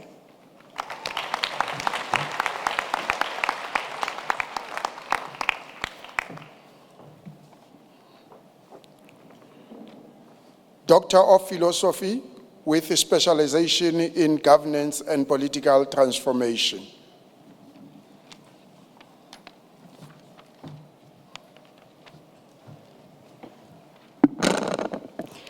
With his thesis, The Status of the Public Protector Within the Governance Framework in South Africa, the candidate makes a contribution to the governance-specific perspective of the Public Protector in South Africa. With this contribution, he establishes a governance framework consisting of the institutions that form the trias politica. This research indicates that the public protector exists outside the trias politica, but is required to cooperate with other organs of state to achieve this objective of protecting and strengthening constitutional democracy and promoting good governance.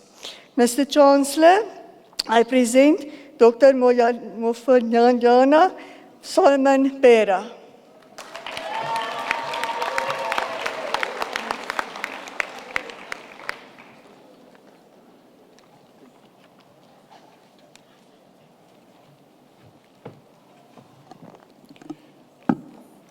I now call upon the Dean of the Faculty of Natural and Agricultural Sciences, Professor Dani Vermeulen, to present his doctoral candidates.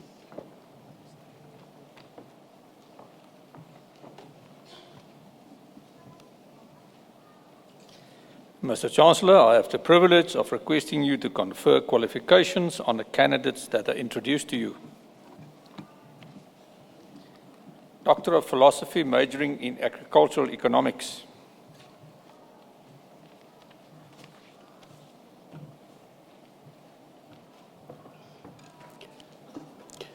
With her thesis, Agricultural Market Access for South Africa Fruit Product Exports in the EU under trade tariff quotas, the candidate makes a contribution to the body of knowledge in trade impact simulation using computable general equilibrium models such as the Global Trade Analysis Project CG model. With this contribution, she adapts the GTAB CG model and indicates that when exporters fulfill their fruit product quotas under trade agreements, South Africa benefits its trade gain with increased production, export, quota rates, and employment. Mr. Chancellor, I present to you Dr. Muchupa Lucia Chizaya.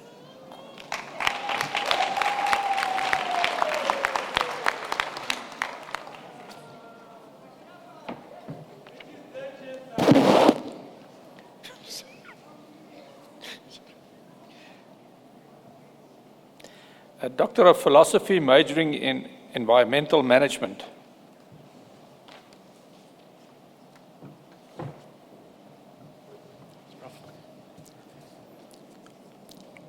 With her thesis, An Investigation of the Paleoecology and Past Distribution of Tortoises in the Arid Interior of South Africa, a tool to aid present-day conservation, the candidate makes a contribution to our understanding of past and present interactions between humans and tortoise populations.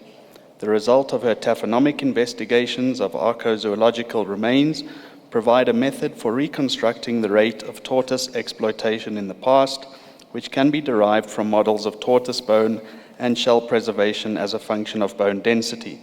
And her studies of living populations revealed that electric fences cause sufficient mortalities to bring about extinction, with evident implications for conservation planning. Mr. Chancellor, I present Dr. Sharon Holt.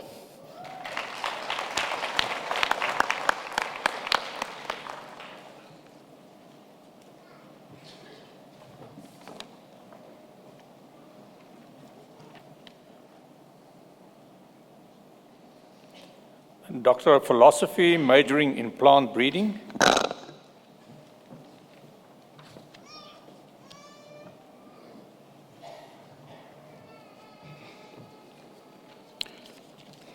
With a thesis entitled Evaluating Families and Breeding Values of Parental Populations in Sugarcane, the candidate identified genotypes with high breeding values for cane yield from progeny data across the South African Sugarcane Research Institute populations, which can be used as testers for future crossing and to build a core germplasm pool of genotypes known to produce progenies with high cane yield. Results from a study will enhance breeding efficiency of high-yielding sugarcane varieties for the South African sugarcane belt. And from a thesis, 4 papers have been submitted for publication. I present to you Dr. Ntombi Mbuma.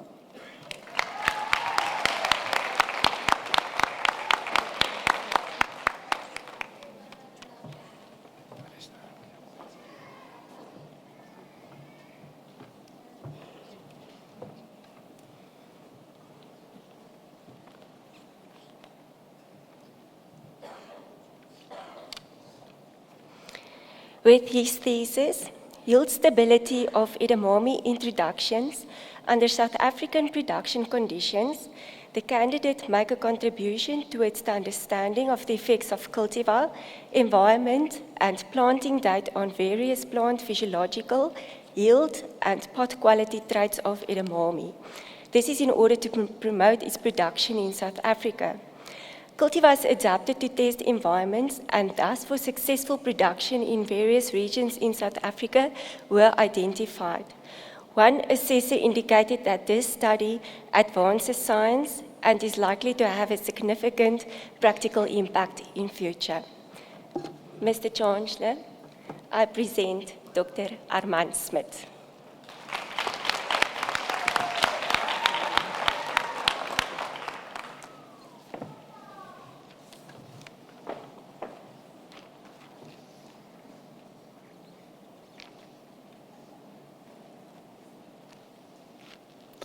Doctor of Philosophy, majoring in agrometeorology.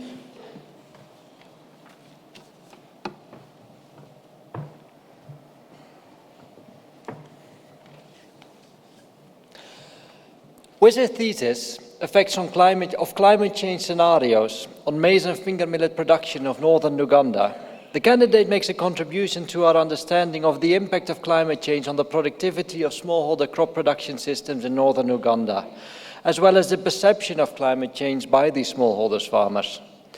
The results of the study are important in order to develop and promote appropriate technologies that help farmers to cope with the impacts of climate change in the region. Mr. Chancellor, I present Dr. Richard Louis Labeja.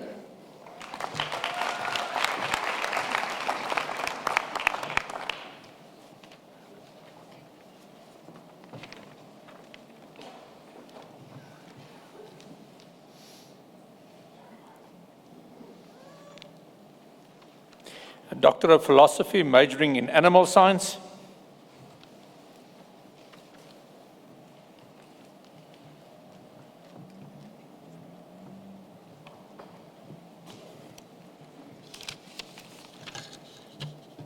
With their thesis, characterization and evaluation of reproductive performance in Bapeli sheep breed, the candidate evaluated the genetic, phenotypic, and reproductive traits unique to Bapeli sheep for the development of the strategies to conserve them.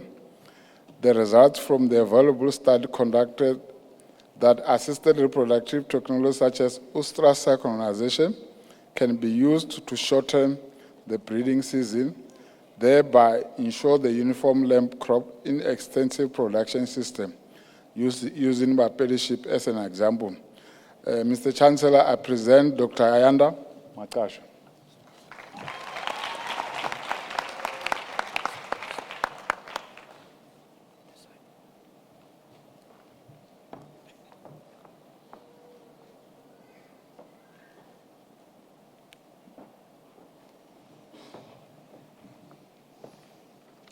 A Doctor of Philosophy, majoring in genetics.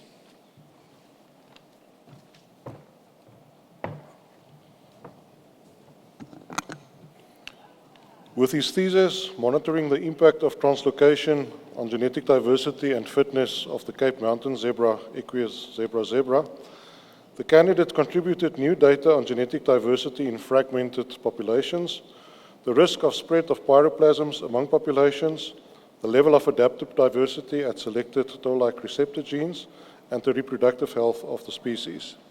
These aspects may impact on the diversity of the Cape Mountain zebra, and the results will thus contribute to conservation management strategies aimed at preserving biodiversity in the species. Mr. Chancellor, I present Dr. Ray Marvin Smith.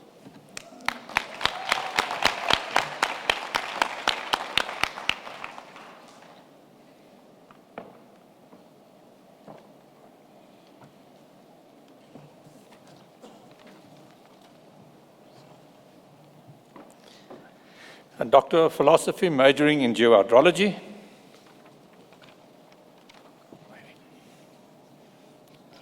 With a thesis, Development of a Fractal Advection Dispersion Equation and New Numerical Schemes for the Classical Fractal and Fractional Advection Dispersion Transport Equations, the simulation of groundwater transport is improved by studying the formulation of the governing advection dispersion equation, where improved numerical approximation schemes for the classical advection dispersion equation were developed, fractal and fractional derivatives were incorporated into the formulation, and fractional and fractal derivatives were combined.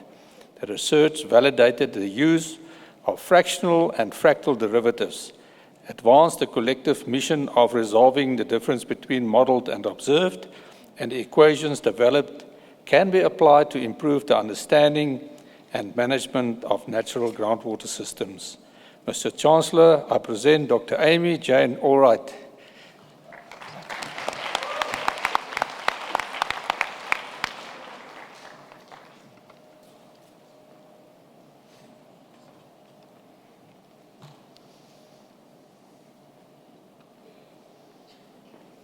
a Doctor of Philosophy majoring in Mathematical Statistics.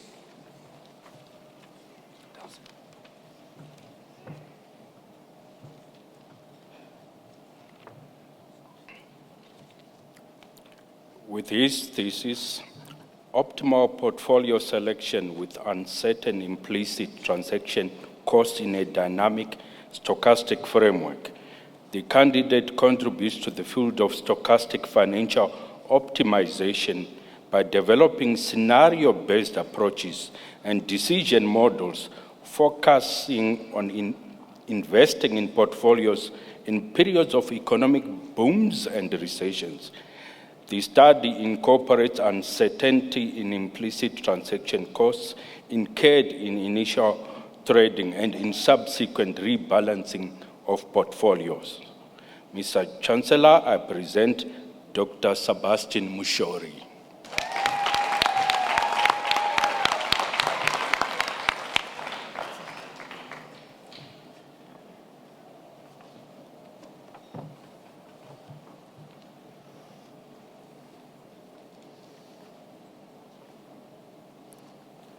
Doctor of Philosophy majoring in Soil Science.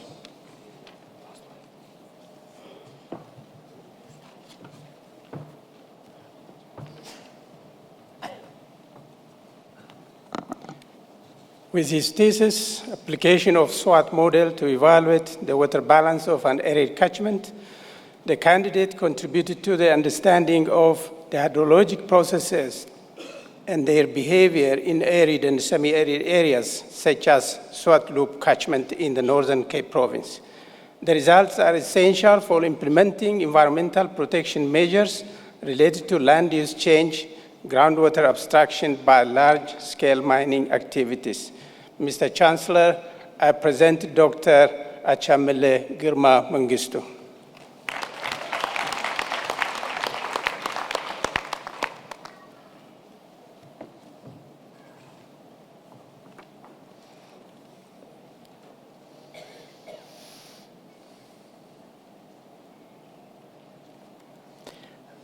Doctor of Philosophy majoring in Statistics.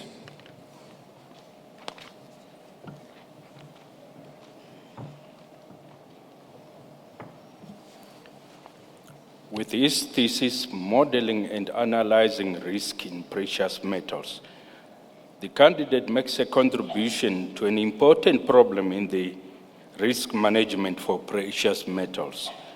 In his contribution, he proposes and evaluates various value-at-risk models for precious metals under specific conditions. The thesis establishes the AFIMA, FIA-PATCH, PIVD, the AFIMA, IPATCH, NIGD, and the AFIMA HIPATCH GLD models as the most appropriate models in carrying out risk management or assessment of precious metals. 4 articles were subsequently published in internationally accredited journals. Mr. Chancellor, I present Dr. Knowledge Chinamo.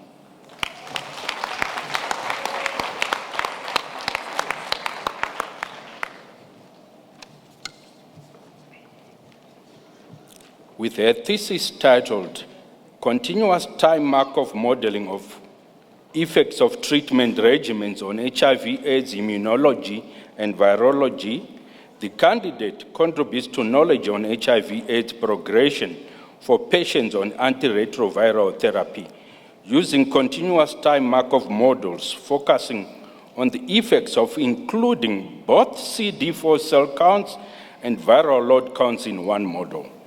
Using a retrospective data from a wellness clinic in Bela Bela, South Africa, the study presents the argument that inclusion of both CD4 counts and viral load counts in monitoring and management of HIV-positive patients on ART helps in reducing mortality rates.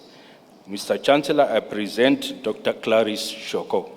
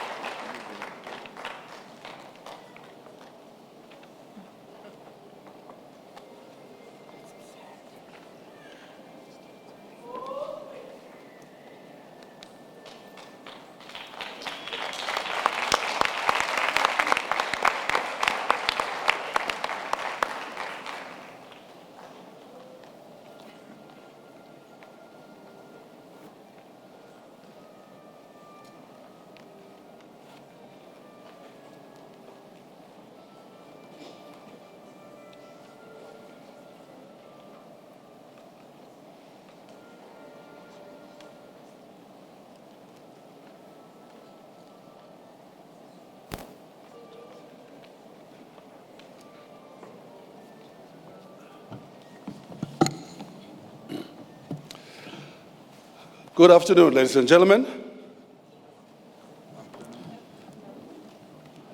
I'm going to say it over and over again until you acknowledge the fact that I'm saying good afternoon to you.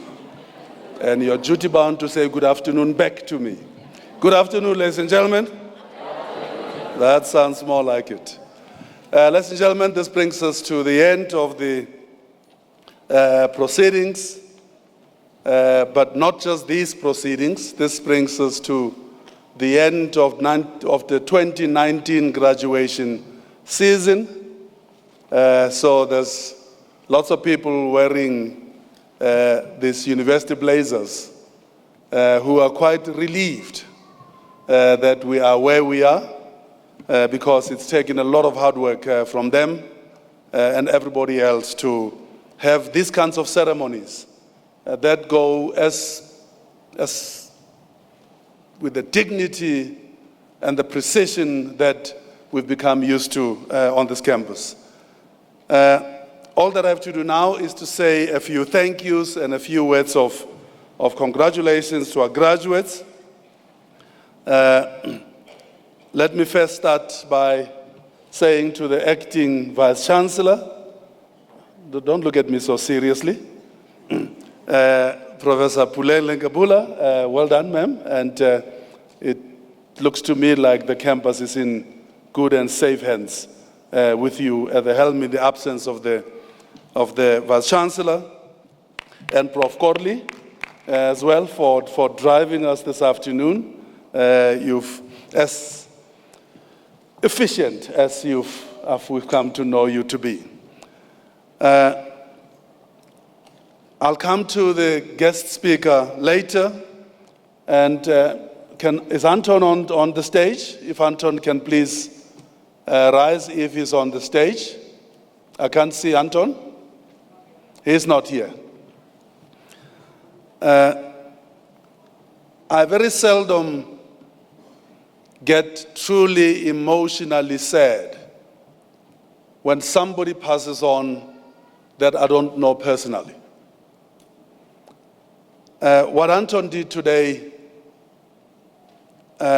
was to remind me of how I felt the day I heard that Moses Taiwa Mulelekwa had died.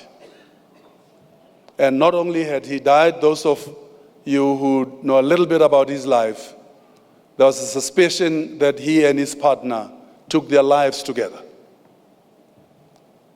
When Taiwa Mulelekwa died, having watched him perform maybe 5 or 6 times, for the first time I felt deeply sad,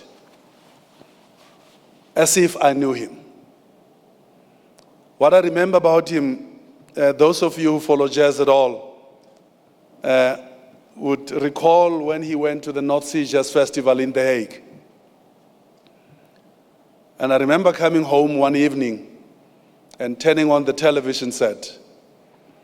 And Dr. Brubeck, who is at University of KwaZulu-Natal, called University of Natal then, had this jazz program on SABC on Sunday evenings. And I turned on the TV set, and Taiwa Mulelekwa is playing at the North Sea Jazz Festival in The Hague.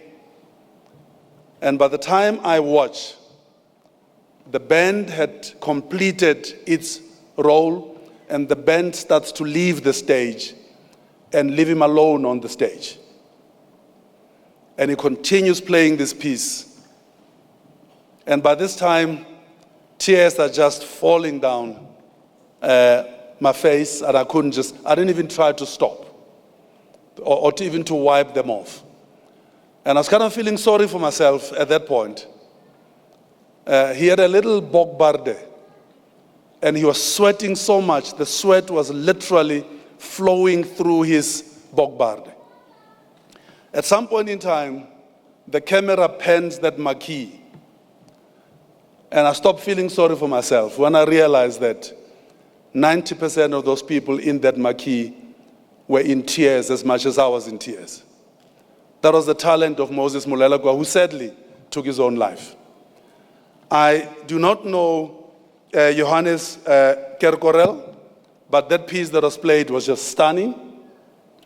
But we all know Lazulu Blanc, Johnny Clegg. And that last part of that medley that Anton constructed, taking us back to Johnny Clegg, who sadly passed on from pancreatic cancer earlier this year. Ladies and gentlemen, I want us to, for Anton's genius and creativity, and also for these two incredible South African musicians, I actually want us to rise as we acknowledge both Anton and the ensemble and these three incredible musicians. May their souls rest in peace, and power to Anton.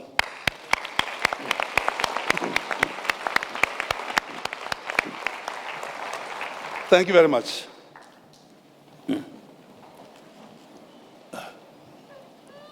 I'm now going to ask all the officials that are involved with these graduations from April, June, and now to please come up to the front as we say thank you to you, this being the very last of the graduations. Can we please move up front and do so as quickly as we can? Don't be shy, don't be bashful about it. Come to the front.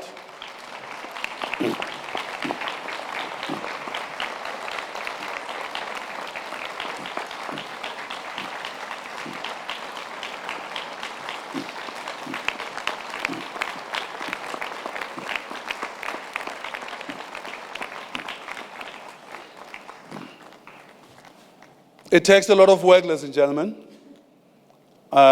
This is my 10th year of doing this.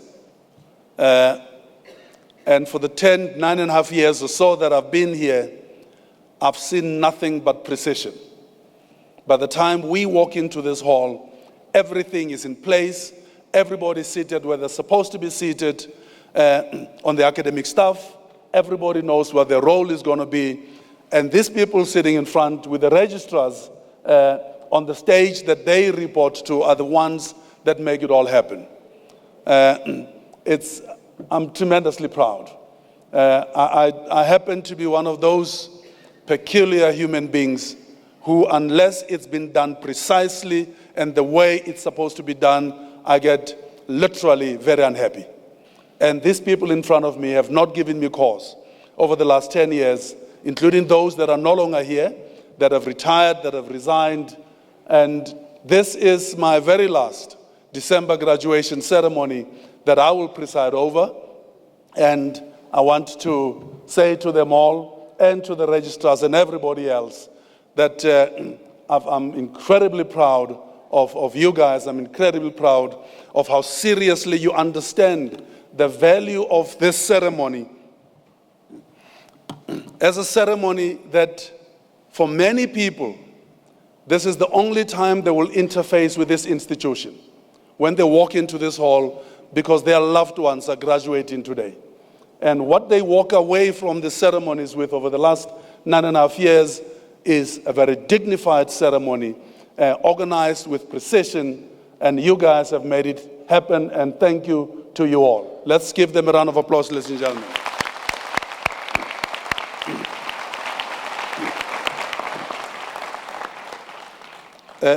Before they step away, can Marilyn Meyer please step forward?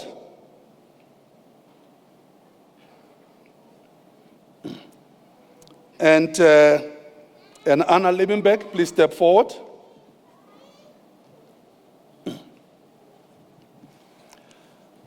I am reliably informed, ladies and gentlemen, that these two ladies have been at it since 1987.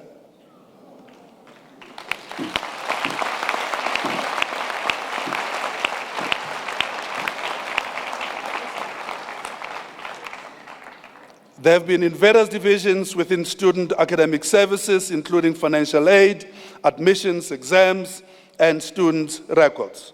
Both Mrs. Liebenberg and Mrs. Meyer end their careers at the helm of the undergraduate and postgraduate qualifications, respectively, at this graduation. So you can imagine that since 1987, the services have been offered to this institution, and we say to you, well done to you, congratulations, and best of luck with your retirement. Thank you very much.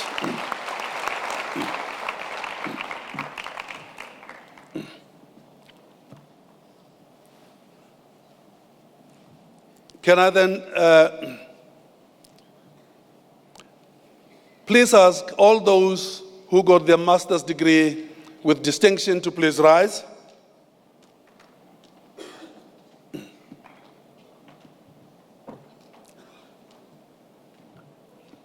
Ladies and gentlemen, let's give them a special round of applause.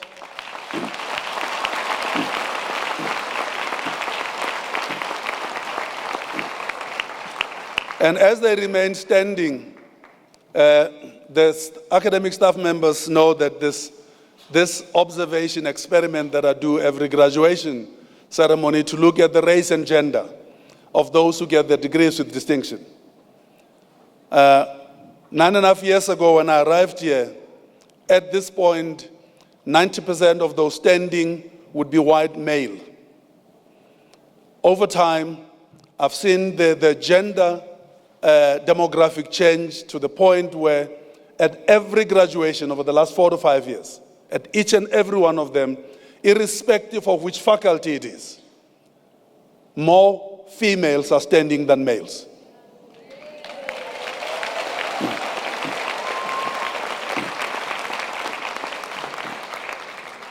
And I can only hope that the world becomes a better place because you guys, the females of the species, will start to rise up to the top and start to lead the world.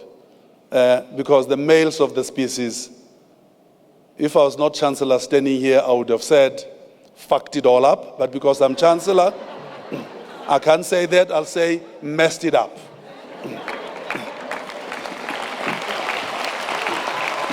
Thank you very much.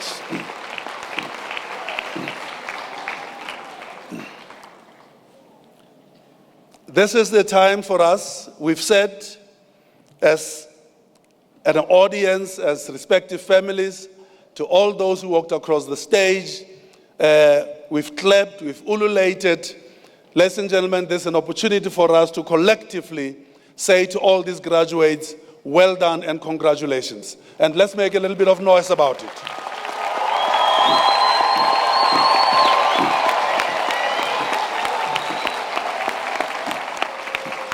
Thank you very much. I'm now going to ask you to please rise. All those who graduated today, please rise. Behind you on the sides are people without whose contributions and assistance and support in one form or another, you would not have achieved what you've achieved. Now it is your opportunity to look to them and make a lot of noise and say to them, thank you very much for getting us here.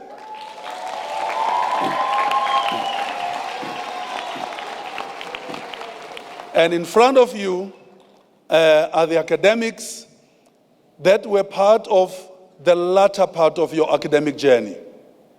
But this journey started in grade school. This journey started in primary school. And you went through high school. And this is the time when you say, using those in front of you as a proxy to all those teachers that contributed to your academic and educational development, thank you. And make noise for them too.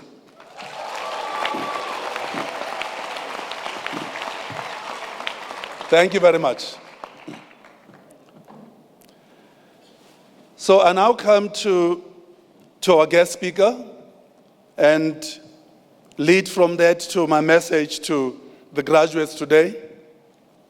Justice Mahube Mulimela, my dear sister, thank you very much for, again, availing yourself when the institution, that is also your institution, because it is also your alma mater, called upon you to come and share your words of wisdom.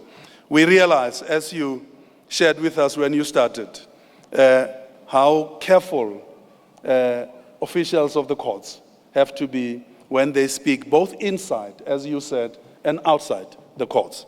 But we've seen of late that your Chief Justice seems to speak. Whatever he feels like speaking, he speaks. Whatever he feels like speaking, he speaks. And nobody has yet to say, maybe he should stop being Chief Justice. So maybe Justice Mulimela, take all the justices, should learn from the Honorable Chief Justice and just speak. And you did that today. You kept it real. At some point in time, you said that the questions that we asked should not be rhetorical questions. We should ask them because we want to generate the answers to those questions. You kept it real, and I really appreciated that. And I'll say more about it at the dinner this evening. But thank you very much. And ladies and gentlemen, let's give a round of applause to our guest speaker.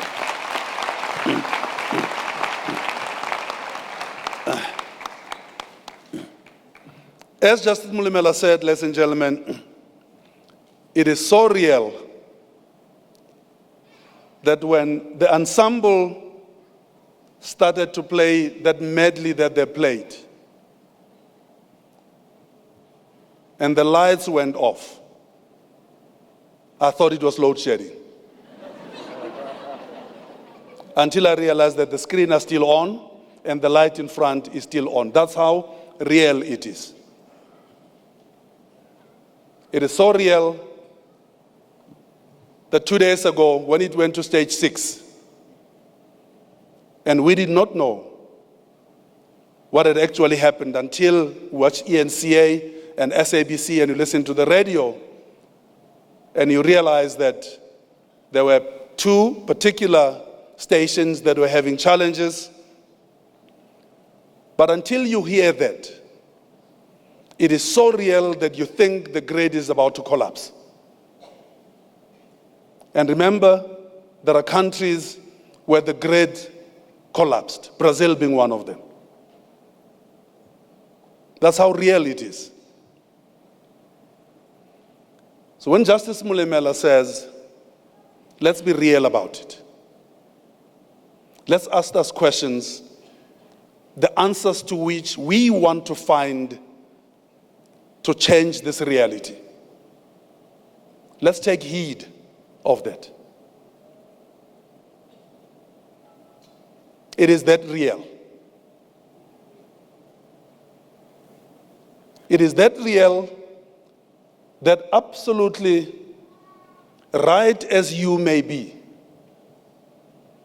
to say I pay taxes and those who use my taxes are duty-bound to make sure that I have water, I have electricity, my schools get good education. And you see that those are not being delivered. It is that real that you cannot say, but I pay my taxes. Therefore, because I pay them, I have the right to get it. Yes, the right you have. When I took the driver's license in California in the early 1980s, I remember reading the book, the learner's book, which tells you all the laws of the road that you must observe. And at the back of that learner's book, there are a few common sense rules that they say you must observe. One of those rules is that remember that you share the roads with people with all sorts of troubles in their lives. Don't make their troubles your troubles by insisting on your right of way. The quickest way to kill yourself is to insist on your right of way around people behaving crazily around you. You may have the right of way, but back off it. Allow them, because you don't know what troubles they are carrying with them as they share the roads with you. I'm now saying it's going to take all of us. It's not just going to take the taxes that you pay for the solutions to materialize. It's going to take you responding to the challenge posed by Justice Molemele. To say, yes, my job is this. My job is to work hard, make sure that my kids get good education, good healthcare, good nutrition. But if you live in a society, in a community, those of us from Zimbabwe here in the audience who graduated tonight, when you work in Johannesburg and you're Zimbabwean and you send those remittances home to your village, you know that you're feeding more than your grandmother. Because when that truck arrives with the grocery for your grandmother, the whole village comes. Because they may not have sons and daughters in Johannesburg who can send remittances. And your grandmother and your mother and your grandfather know that whatever little they get, they must share. That's what we've been called upon to do. And that's what the judge challenges us to do. And the questions, she says, should not be rhetorical questions. We can all emigrate. We know that the Australians don't want you. Donald Trump certainly doesn't want you. So that option to say I can take myself away from it. Boris Johnson doesn't want you. He doesn't want Bulgarians and Poles. What about South Africans? So we all have to get it to work for us here. And the judge says, let's ask those real questions and ask them for real.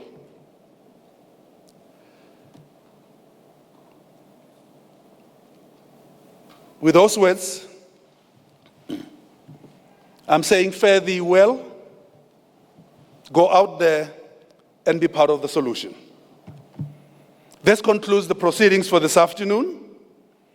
The university takes great pleasure in inviting all graduates and their guests to EXR to the east, which is to the right as you walk out of this venue, where tea, coffee, and juice will be served. We shall now please rise as Matilda Tomvium, accompanied by the Graduation Instrumental Ensemble, under the direction of Juanita Erasmus Alt, lead us in the singing of the national anthem.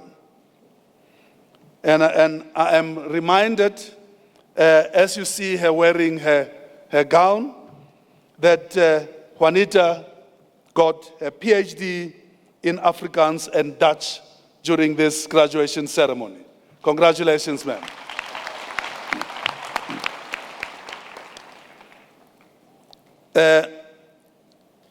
Please rise, ladies and gentlemen, for the singing of the anthem. And you are requested to remain standing while the congregation is dissolved and the main and academic processions leave the hall.